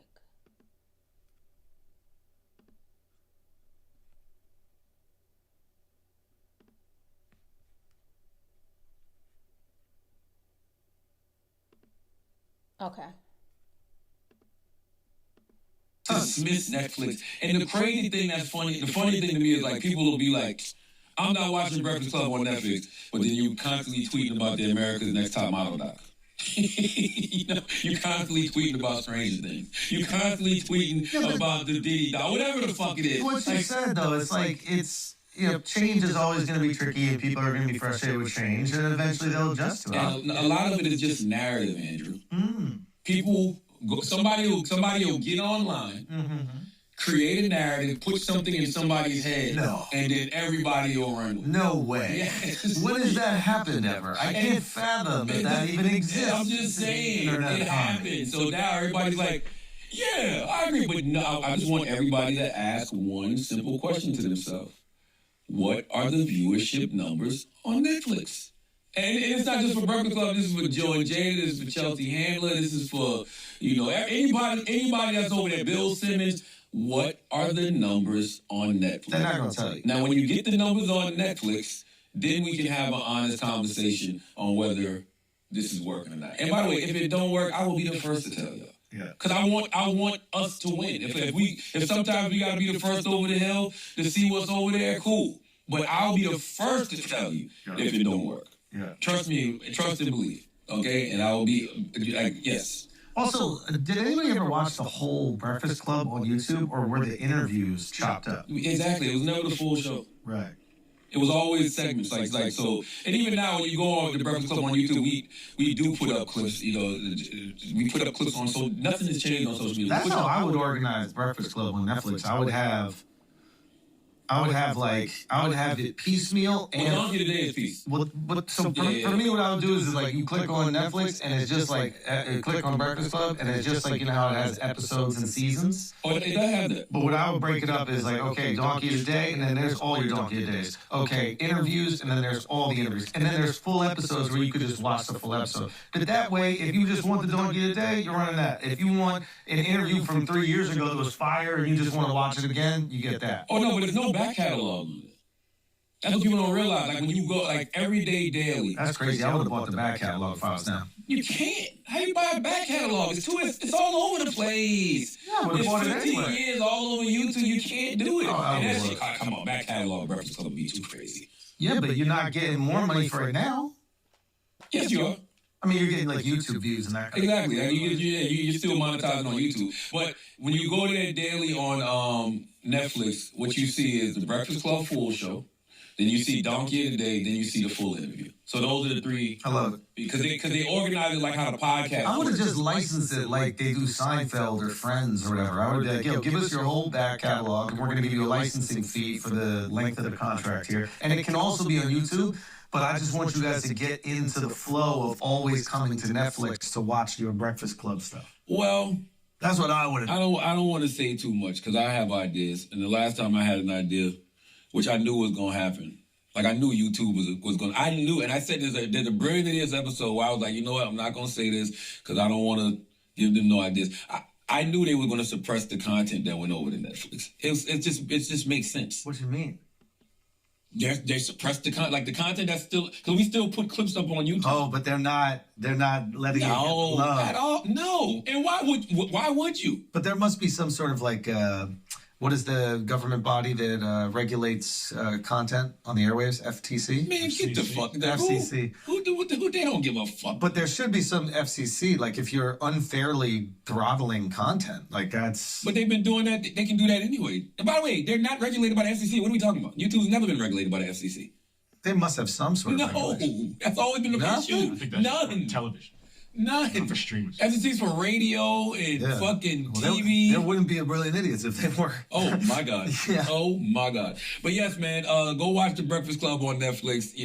Listen, guys, we're doing great. That's all I can tell you. And stay tuned for, more announcements considering Breakfast Club on Netflix because my ultimate goal is, baby. And just like you know, that's right around the corner. Okay, anyways, y'all, let me... So, my thing is this. I don't feel bad for Charlemagne or the Breakfast Club. They get a tiny violin for all I care. The problem is he thought that he was bigger than the social media program. They thought that they had such a loyal fan base that it would follow them wherever they go. And that's not always necessarily the case. Okay? YouTube is one of the most convenient, let alone one of the biggest platforms out there. And so when people come to YouTube, they come to YouTube to watch TV shows, kid shows, but people really love commentary, right? And there's tons of people here who do commentary now. It used to be just regular people. Now you have celebrities and rappers and, you know, and the main thing that keeps the commentary space together is also the comment section. You want a place to kick it and chop it up and, you know, laugh, just like how in my comment section, you know, we have over 7,000 people watching. You want that space. Netflix doesn't provide that. I don't want to listen to a podcast on Netflix per se. You know what I'm saying? And granted, you can say, to be fair, well, you know, if there's a podcast on Apple or, you know, well, Spotify has a comment section now, but like, let's say Apple, right? If you're listening to like Apple Podcasts, there's no comment section. You're just listening to the audio. Yeah, but that's a different vibe. Because when you're trying to listen to a podcast that you know is just audio, a lot of times you're walking, you're exercising, you're in a different type of environment. My mind is trained that when I put on Netflix, I'm about to Netflix and chill. I got on my pajamas, I'm in my bed. I'm not like, you know what I mean? I'm not gonna like wind down to like listen to a podcast. Usually like, when I'm listening to podcasts or commentary, like I'm up doing something. I'm cleaning the house. I'm cooking. I'm in the shower. Hell, you know what I mean? I'm doing something. But like Netflix is like, you're kind of conditioned to like sit down and relax and enjoy a Netflix movie, a Hulu movie, an Amazon Prime. You're not going to put on Netflix and be cooking at the same time per se, or put on Netflix and, you know, be cleaning, because you got to watch what you're watching on Netflix. So, you know what I mean? So it just doesn't even feel right to like go on Netflix and just listen to people talk or whatever, or watch Breakfast Club. And another thing is this. You can't get mad at what's going on. You ran after the bag. Netflix paid him and several people who moved over there a hefty bag, because right now Netflix is in competition with YouTube. I heard about this Netflix deal that they were trying to strike with podcasters and things like that. You know, so I knew it was coming down the pipeline, but they're trying to get as many content creators over there because they want to be in competition with YouTube. Same way Rumble and Twitch and all that stuff, you know, got people to go to their platforms. So you chose the bag, and now you're crying because your audience did not follow. Because see, the thing is, they probably paid Breakfast Club a hefty bag. So he's desperate now because they probably pitched him on all the views, you know, the analytics, and they thought that that was going to translate, that they had such a solid fan base that that would translate over there to Netflix. And they're finding out that it's not. Not only are people not following them to Netflix, now y'all don't even got no views on YouTube. But see, that's why, he wanted to double dip. Perfect, Miss Neek. He wanted both bags. He was trying to double dip. And this is where I say all money's not good money. Okay? I was offered the same thing when I first went over to Spotify. Y'all remember when I was over there doing the Spotify green room? They were flying me out. You know, they were doing a lot of stuff. I've been to the Spotify offices in LA, and really cool people. I really enjoyed meeting with Spotify. And back then they wanted to give me a deal as well, an exclusive deal. Kind of, you know, similar to like DJ Academics, because he has like a deal with Spotify, right? But this would be exclusive. So I couldn't put none of my videos, my commentary on YouTube. Everything had to go on Spotify.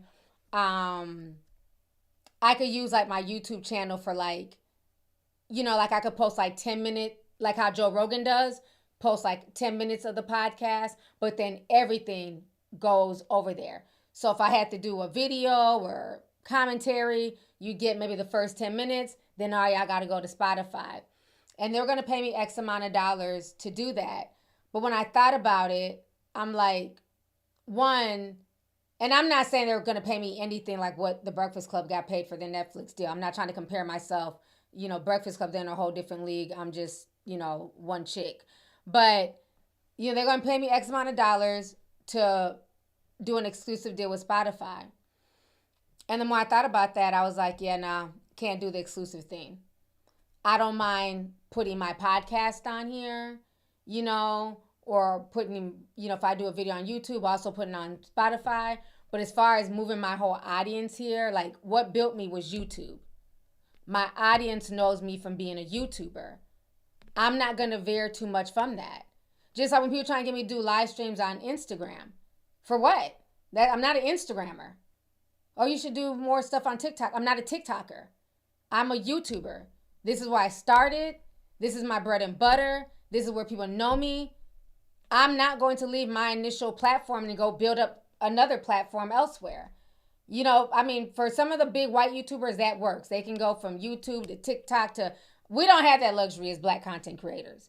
Y'all not going to follow us all over, you know what I mean? And we're not going to get the same bag. Because they can move on to TikTok and get all types of sponsorship deals. They can move on to Instagram, get all types of brand deals. I don't get a whole lot of that stuff. And that's okay. You know, so I had to move a little bit differently. So I think his issue is that he tried to take that exclusive Netflix deal. He was looking at the money, but he wasn't really thinking in terms of the audience. Your audience, you built your audience on YouTube. You went from the radio world to y'all being on YouTube. We've been watching y'all for the past damn near, 15 years on YouTube. People are not trying to watch you on Netflix. Maybe some of the hardcore might, but people like a choice. I have some people who they don't do YouTube. They're solely Spotify. Like some of my truckers, they really like Spotify because the podcast, they're driving, things like that. So I got people where that's their thing. T, make sure you upload everything you upload onto YouTube onto Spotify because I prefer Spotify. You want to be able to give people choices. So if he wanted to move to Netflix, that's cute, but it shouldn't have been exclusive. You always want to leave your audience with the choice. That if you want to watch me solely on Spotify, cool. But I'm not going to stop what I do on YouTube because this is my main core group here. My main core fans are on YouTube. So I think that's where they messed up. You know, and it's like, that's how I had to look at it. Even though the deal was cool, but long term, nah. I would have lost a lot more than I gained. Because who's to say all y'all would follow me there? I remember, and I learned that a long time ago. I remember when I first started that's how I got the channel, Lovely T 2013. Remember when they took my channel down? Back in 2013. Snatched up my channel. Taught my copyright music because my intro was, "Isn't she lovely?" They tried to hit me with that like 5 times back to back. It was a bunch of bullshit. That was during the whole Gamergate where they were coming down and copyrighting gamers. And so I was swept up in that because my intro song. Snatched my channel. Took away my monetization. And I had just been approved for monetization maybe like the year before or something. Finally starting to make a little bit of money. Snatched all of it away. Thank God I still had my IT job. And I remember I was so mad. And I was like, you know what? Screw this. I'm going to Daily Motion. I don't know if y'all put a ticket if y'all remember when I moved to Daily Motion. I was like, I'm leaving YouTube. Come to Daily Motion. I'm monetized over there. Come to Daily Motion. Y'all remember that? When I tell you, I had maybe at the time, I think maybe I had about 8,000 subscribers at the time when this happened in 2013. When I tell you maybe 10 people came to Daily Motion, I had like 3 comments. It's like, hey, y'all. Hey, T. Nobody went to Daily Motion. They're like, yeah, no, we love you, but yeah, we're not moving to Daily Motion. So I learned a long time ago. Half y'all won't follow me across the street. Somebody said Daily Motion. Who? Look at the babies. The babies don't even remember Daily Motion. Yes, Daily Motion at the time was supposed to be YouTube's rival. This was back in Daily Motion. I had a Daily Motion account. It was monetized and everything. And I was like, I'm going to start putting on my videos on Daily Motion. Y'all come watch me over here because they had demonetized my YouTube channel. And I was putting on my videos on Daily Motion and nobody was watching but those same 10 faithful tea sippers. And I appreciate y'all to this day. They be in the comment every time, hey, T. But nobody was coming over there. So eventually, after a month of nobody watching, my numbers going down on YouTube, even though I wasn't getting paid, I went back to YouTube and I said, you know what? I'm going to just have to build a whole new channel from scratch. And that's when I built my Lovely Tea 2013 channel. I got that monetized, and that ended up turning into Lovely News Network, which is now True Crime Tea Time. So that's where that channel came from. Y'all remember that? Memories? Uh-huh. So, I mean, like I said, I've been there. You can't, human beings are creatures of habit. And if what's popping is YouTube, I had to adjust. I had to put my ego aside. Even though I was mad, I was upset, it was unfair. But that was my issue with YouTube. That wasn't my audience issue. My audience was here to support me, but because of my ego and me being hurt, I tried to bring everybody to Daily Motion, and everybody was like, yeah, well, we'll just see you later. And kept it moving. So I learned that back, and I was in my 20s back then. So I learned that a long time ago. People are not going to leave their comfort zone. You have to adjust. So I came back and I built myself up again from scratch. And then eventually, once damn Gamergate was over, they realized they were wrong. They reinstated my monetization on this channel and sent me my money. And that money is what helped me move to LA. Yep. But I remember when it happened, though, it was messed up. And that's what taught me a long time ago. Never put all your eggs in one basket. So, Charlemagne, you can't be mad at nobody but yourself. You got paid a huge bag from Netflix. You were thinking about the money. You were not thinking about your audience. Also, let's not forget, Netflix is not free, boo-boo. Did we forget that we're in a recession? We're in a war with Iran? Gas prices are sky high. Everybody's tired of paying for streaming services. Netflix keeps raising their price. Back in the day it was $9. Now it's upwards of $25, I believe, is how much I pay for Netflix. Everybody don't have the luxury. It's one thing if Netflix was free and you're like, dang, why ain't y'all coming to watch me on Netflix? Because it costs money. YouTube is free. So he wasn't thinking about his audience. He was thinking about the bag, and now it's, it's blown up in his face. I think they said Fat Joe took his ass over there too. Who else got a Netflix deal? They said a bunch of them struggle rappers got, because, the rap ain't working for them now. All they do is sit around and gossip. They said Fat Joe got a Netflix deal too. Yeah, it used to be $7.99 way, way back in the day. So that's the thing. He's not thinking like, we're living in rough times right now. You have to think realistically. Everybody don't have it to pay. They'll watch your old stuff on YouTube, but they're not necessarily gonna, and then there's no more password sharing. So it's not like you can really share passwords anymore on Netflix. So that's asking a lot of your audience to now come out of pocket $25 a month that they may or may not have to watch you on a podcast when they were watching you for the past 15 years for free on YouTube. And that's how he's not. He's trying to blame folks and, well, y'all can sit here and talk about America's Next Top Model because the documentary was on Netflix. Okay, that's fine. But do you also understand that maybe some people went to their parents' house to watch it? Or maybe they had their brother log into the computer so they could watch it? Or hell, it's on bootleg now if you know where to look for it. Everybody's not going to sit there and bootleg The Breakfast Club. It's not that serious. So I don't feel bad for none of them. Y'all chose the bag, and that's fine. Ain't nothing wrong with getting a bag, but understand that chasing that bag can sometimes affect other things.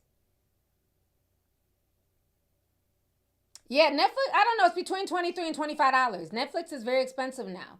Especially if, like now, if you wanted HD, it's like, you know, that costs money. If you want it ad free, that costs money. So it's like you might as well just get the highest package and have them leave you the hell alone.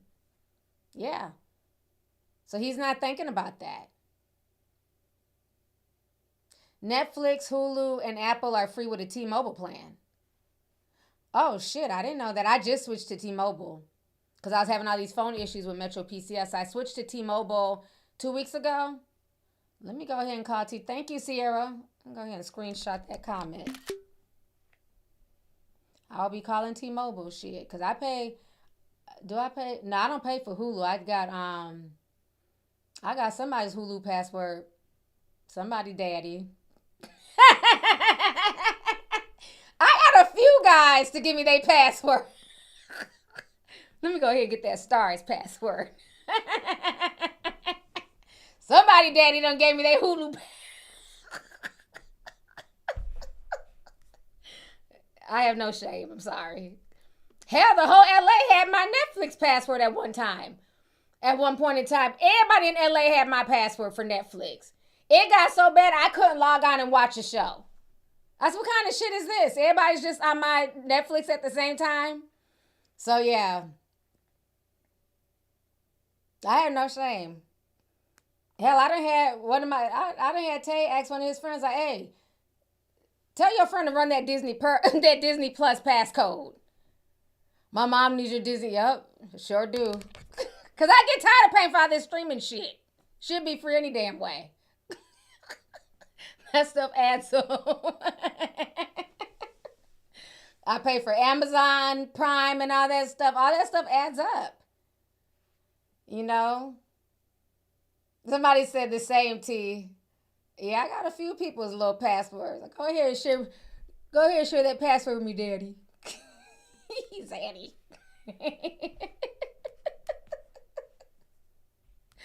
Oh my God. But yeah, I don't feel bad for Charlemagne. You know, good luck to them. I just think people are, you know, they're creatures of habit. People are not going to leave YouTube.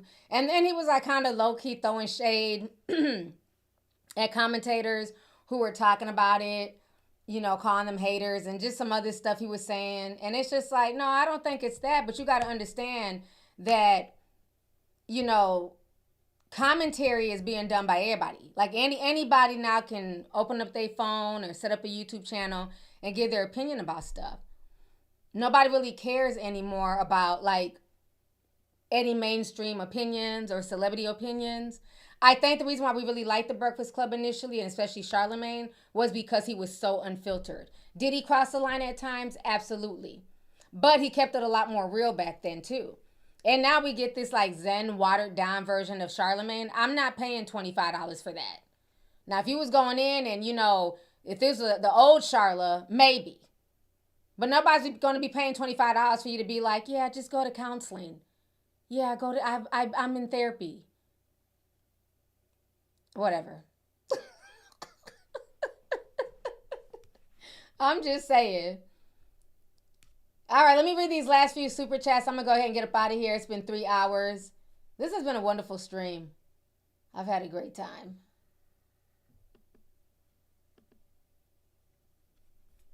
Okay. Let me read these super chats here. Shay with love. Hey, sis. She said 1999. She says, I noticed that many of the states listed are known bunker states. Oh, wow. I must have missed where people was writing down the states listed. I know they said Detroit and Minnesota weren't on the list.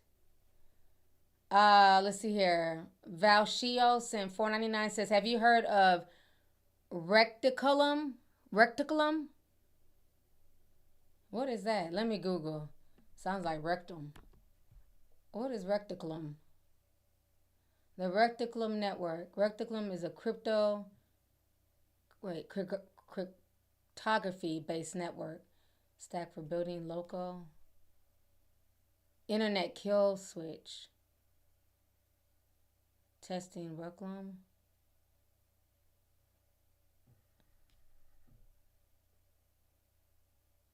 Wait, this is something that can just stop the internet? Oh, I'm gonna have to look more into this. Internet killer? Hold on, y'all. Let me see what this is about. I've never heard of this. This runs a long-range radio. Hopefully he can just get to the point and don't be too long. Let me fix my sound. Hold on real quick.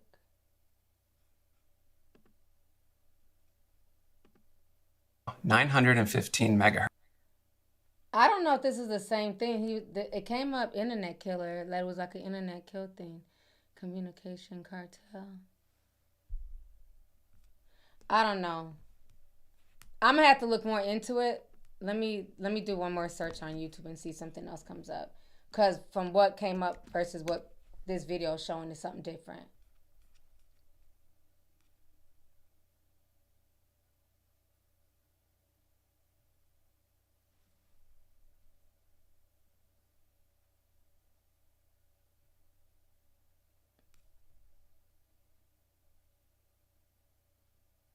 Okay, looks like here's a short of somebody talking about it. I'm just kind of curious to see what it is. Hold on. Let me play this short. Maybe they're talking about it, maybe they're not, but let's see. Radio network. Okay. Let's see what this is.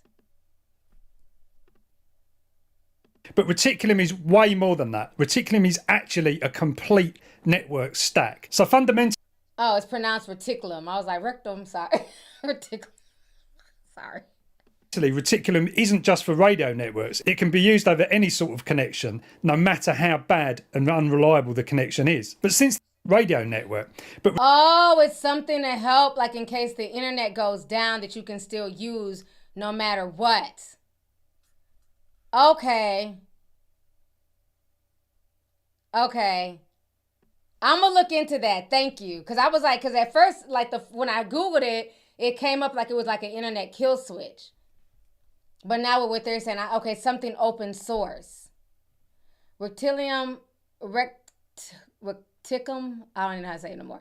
Allows you to create your own network. Okay. I'm gonna look more into that. That was such a short video. I thought they were gonna say more. Let's see. It's like waiting for a shooting star. Oh, there goes one. Ping, he just hopped from one interface to another that node. God, technology, man. It's like, it's crazy how big, how much like technology is now. It's like, you can't keep up. Thank you for the super chat. I'm going to look more into that, like on my own time. I'm going to look more into that. Dang, it's 10 o'clock. Oh my gosh.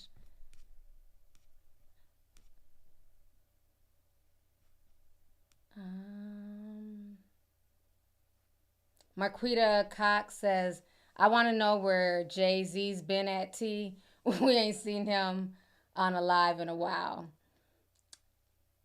I don't know where Jay-Z's been. I thought, was it around the Super Bowl? He was out and about. Jay-Z's been laying low, child. He said Diddy locked up. Weinstein is locked up. He's laying low. He said he ain't trying to get caught up in too much mess. Let's see here. Makeup Unity says, thank you, T, for just being you and keeping us up on current events. Hashtag Nashville. Thank you so much. I appreciate you. Thank you. Your girl Darian says, the body shaming was crazy too. I was like 125 pounds back in high school in the early 2000s. Conditioning made me feel like a pregnant walrus. Oh yeah. Yeah, there was a lot of, well, I was super skinny back then anyhow. So, I was, but I got skinny shamed. That was the thing. There was a such thing as skinny shame. People would just come up to you, grab your wrist, and like, you're so skinny, and make fun of your legs. So yeah, there was a lot of skinny shaming back then as well.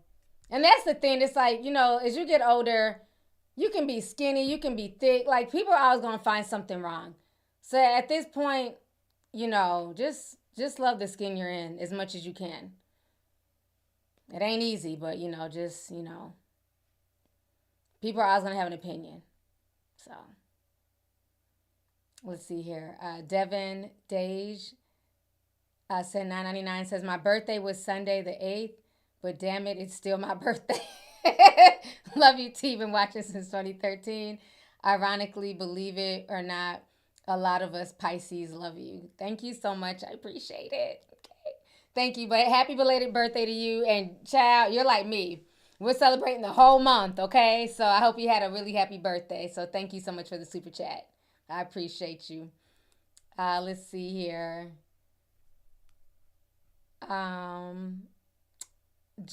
Abatha V sent $20. Says, if I have OCD, I'm not qualified to get drafted, right? LOL. But seriously, I appreciate you for the live. I'm at work and didn't want to show up.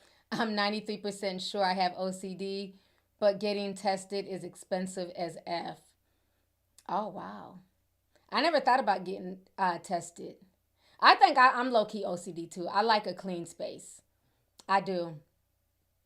They say it's because of how we were raised, because a lot of our parents they had just junk, you go to like your grandma's house, they had that big old cabinet with all the teacups and just mail. We just had a lot of stuff going on in the 90s. So I think a lot of us like a lot of minimal stuff. Like, I like stuff to be clean. Like, especially now, like, my kids are grown, so it's just like, usually like my house is how I leave it. Everything has its place. I like things organized. My pantry, when I walk in, everything is organized, so. And plus, like, when things are just organized, it just gives you peace. Like, my closet, everything is color coordinated. I like things to be really organized. And I just think because, when we were younger, we didn't have a lot. So everything was just like chaotic. You're always trying to search for like a matching sock or, where is your shirts? Like, everything was just kind of everywhere. So, yeah, I like things to be organized. So that's not OCD? Oh, okay. I didn't know if I was OCD. I just like things organized. Okay, that's not OCD. Okay, thank you. Because I'm like, am I slightly OCD? Because I like things, coordinated and, just clean. So, yeah, like, back in the day, had the plastic on the furniture. Just, things was just all over the place back in the day. It's okay, bless their hearts. You just try to just, make things work how the best you could. So, but thank you for the super chat. Let's see here. Akia Nina sent $4.99, says, today is my 39th birthday. Been following you since 2015 and on Discord. You've been a member of my family for a long while. Just wanted to show you love today. Well, happy birthday to you. Happy 39th birthday. Hope you enjoyed this stream and hope you enjoyed your birthday as well. A lot of birthdays this month. I'm loving it. Another year, another blessing, honey. So, 1 year shy of 40. I know people always get like so nervous, like, oh my God, I'm leaving my 30s. But man, it's a blessing. It's a blessing. So definitely enjoy your day. Let's see here. Shannon Walters sent 5, says, voter ID laws not to stop immigrants may be weaponized for first round draft picks. Politicians know I'll never vote again. Blackmail on all of them. Yeah, it's very interesting how, these same illegals ain't shit. They're taking jobs. They're doing this, this, and that. But when it comes to the war, they too can be drafted. Like, the irony of that is that now they're willing to send all these people to war. It's crazy. Nine-Tailed Science says, the reason the current president hasn't been held accountable or anything is because he and Elon fired all the black people in office. I don't even know about all that. I'm just over the fact that nobody's holding these folks accountable. Black or not, what they're doing is just insane. And the fact that it's gotten this far is just, it's evil and it's criminal. Let's see here. Nisi says, I am truly afraid of a fully computerized system. They want early votes, but can these numbers be manipulated? Remember what Elon said about the votes. Yeah. A lot of things can be manipulated now, especially with like, technology and AI. Even some of these videos, it's like you can't even believe, like I said earlier, half of what you see anymore. Because it's like, damn, this is AI. It's getting that good. APS, hey, says, good morning from Bangkok, T. I'm on my way to work. I got to watch the playback. Sending you love and support. Thank you so much. Thanks for tapping in. Have a good day at work. Let's see here. Mabel says the draft will be culling 75% of the population. Ooh, that's interesting. My sis, opinionated with a side of shade. Hey, sis. She sent $9.99. She says, T, I went to vote here in Austin. Voting was so different. Tons of questions. If you was a Democrat, you had to fill out a form. I had to pick a ballot sheet that was set aside for Democrats. Pure chaos. Okay, so it wasn't just my friends who were telling me. They were saying that. And they weren't in Austin. One is in San Antonio and the other one was in Dallas. Same issues all over Texas. So I feel like they put who they wanted in place. So thank you for that information. I appreciate you for that. Deborah sent $10. Thank you so much, Deborah. Ken Marie says, hey, T, nothing has been the same since we all lost communication about 2 to 3 years ago. Everything since that day has felt ominous. Wow. Yeah, it just feels like nothing has really been the same since C19 at all. But thank you for the super chat. Let's see here.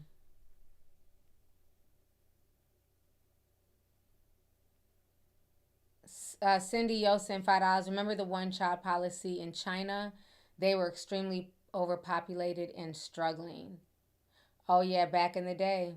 But you know what? That one-child policy has come back to bite them in the ass because what ended up happening is a lot of people didn't want daughters. They felt like daughters were more expensive, they were a headache, and they would be, married off. So more people during that one-child policy, they preferred sons.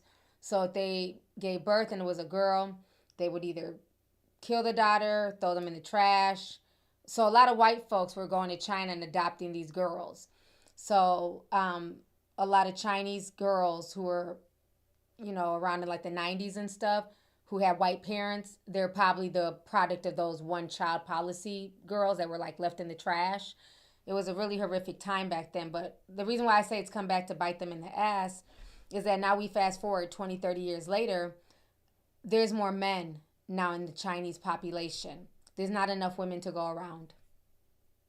So the childbirth is decreasing globally anyways, but there's not enough women to supply the men with marriages and babies and stuff like that. So now China's a very homogenous country. They don't really believe in interracial dating like that. They don't push that. They want their kids to be full Chinese. But because that there wasn't enough women, the men are now having to look outside their race. So they're now more willing to date outside their race, bringing in people from other Asian backgrounds, white, black, things like that. So it definitely had consequences. Yeah, a lot of the Chinese kids that came to America that were adopted by mainly white couples. I'm sure there might have been some blacks. I don't know. The ones I knew, they were adopted by white people. A lot of them were products of the one-child policy back in the 90s. because they were just throwing these little girls away. You know, it was really sad. You can only have one child. And back then it wasn't like a lot of, you know, a lot of y'all are spoiled. Y'all are used to like gender reveals and shit. That's not how it was back in the day. You didn't know until you gave birth. You know, mom went to the hospital. You didn't know. You get that phone call like, it's a boy. Oh, okay, another brother. You know, even like with my sister, we didn't know we were having a sister until, you know, my mom gave birth. It was like, I need a sister. I'm going to be the only aunt. And then she ended up having a girl. So that's how it was back in the day. You didn't know. Like, you know, we're lucky now. There's ultrasound. And by the time I had my kids, you know, I found out their gender. But yeah, back in the day, nobody knew the gender. You just gave birth. So people would get pregnant and you're hoping the whole time and praying to, you know, whatever God, that it's a boy. So they would give birth and it would come out a girl. So at that point, they got to make a decision. Do we keep this one daughter or do we keep trying for a son? So, of course, they wanted sons. So they would throw the daughters away. Literally. So, yeah, it was sad. Yeah, y'all forget y'all got it good.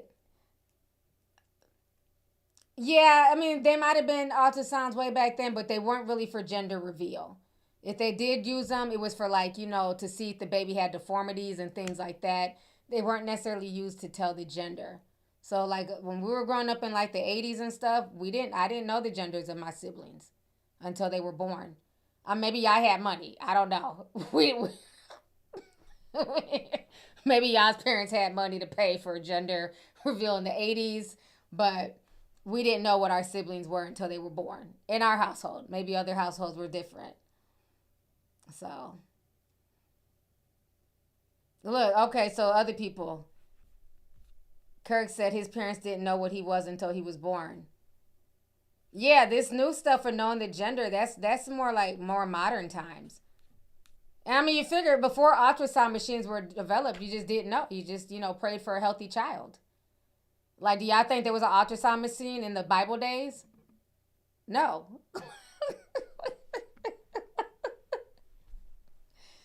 Yeah. So we're blessed with a lot of modern technology.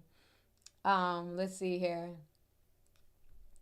I'm gonna read a few more super chats. Wild Rigo TV 1610 sent $9.99, says, hey T, another Pisces tea sipper checking in. 3-6, but I work on a psych unit. And last week my patient refused meds, saying we're at war with China.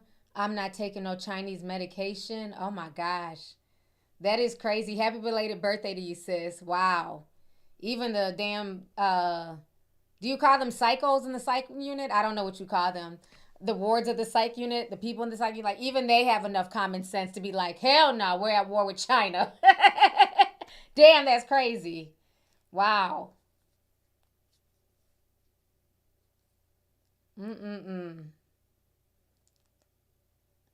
Let's see here. Shit'll see. The internet says the cyber war has already began. A company called Stryker was taken down today. Damn. Well, I'm going to definitely keep y'all posted with more info tomorrow. Severa4570 sent 10. Says, don't let them call me back in. I don't fight for pedos. I'll be happy at Fort L's. Cell Block D. Love your spirit, T. Thank you so much. And I hope none of y'all get caught back in, especially the ones who are retired. Like, y'all deserve that break.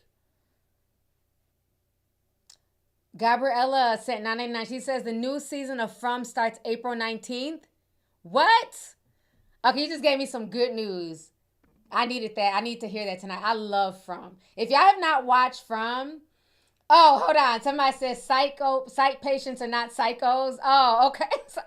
I didn't know what to call them. Okay, so they're just regular patients. Oh, okay. Psych patients are just called psych patients. Why did I call them psychos? I'm sorry, I didn't know what to call them. Okay, so they're just regular patients. Okay, I wasn't sure what, what like the normal term was, whatever. Yeah, it's time for me to go to bed, y'all. It's past my bedtime. I'm so tired right now. But if y'all have not watched the TV show From, watch it. It is so good. My homegirl put me on it last year, like around Christmas. And so I thought it was I was like, okay, let me go ahead and just, check it out. I watched all 3 seasons. So thank you, Gabriella, for letting me know that it's coming back April 19th. I cannot wait to watch it. That is such a good TV show. It's scary. It's spooky. It makes you think. It's insane. If y'all haven't watched it, definitely check it out. It's a really dope series. All right, you guys. I'm going to go ahead and get up off of here. I've been out here for 3.5 hours. Supposed to leave an hour ago. But y'all know how that goes. I'll be like, I'm about to leave and I'll still be on. But thank you guys so much for joining me for this stream. I appreciate it. I hope you guys got some information from the stream. Just continue to just stay prayed up. Protect yourself, your families. Prepare. Okay?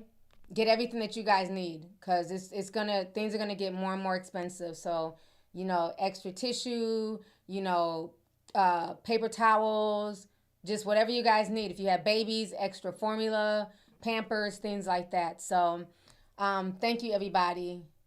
I'm going to go ahead and get up out of here, everyone. Have a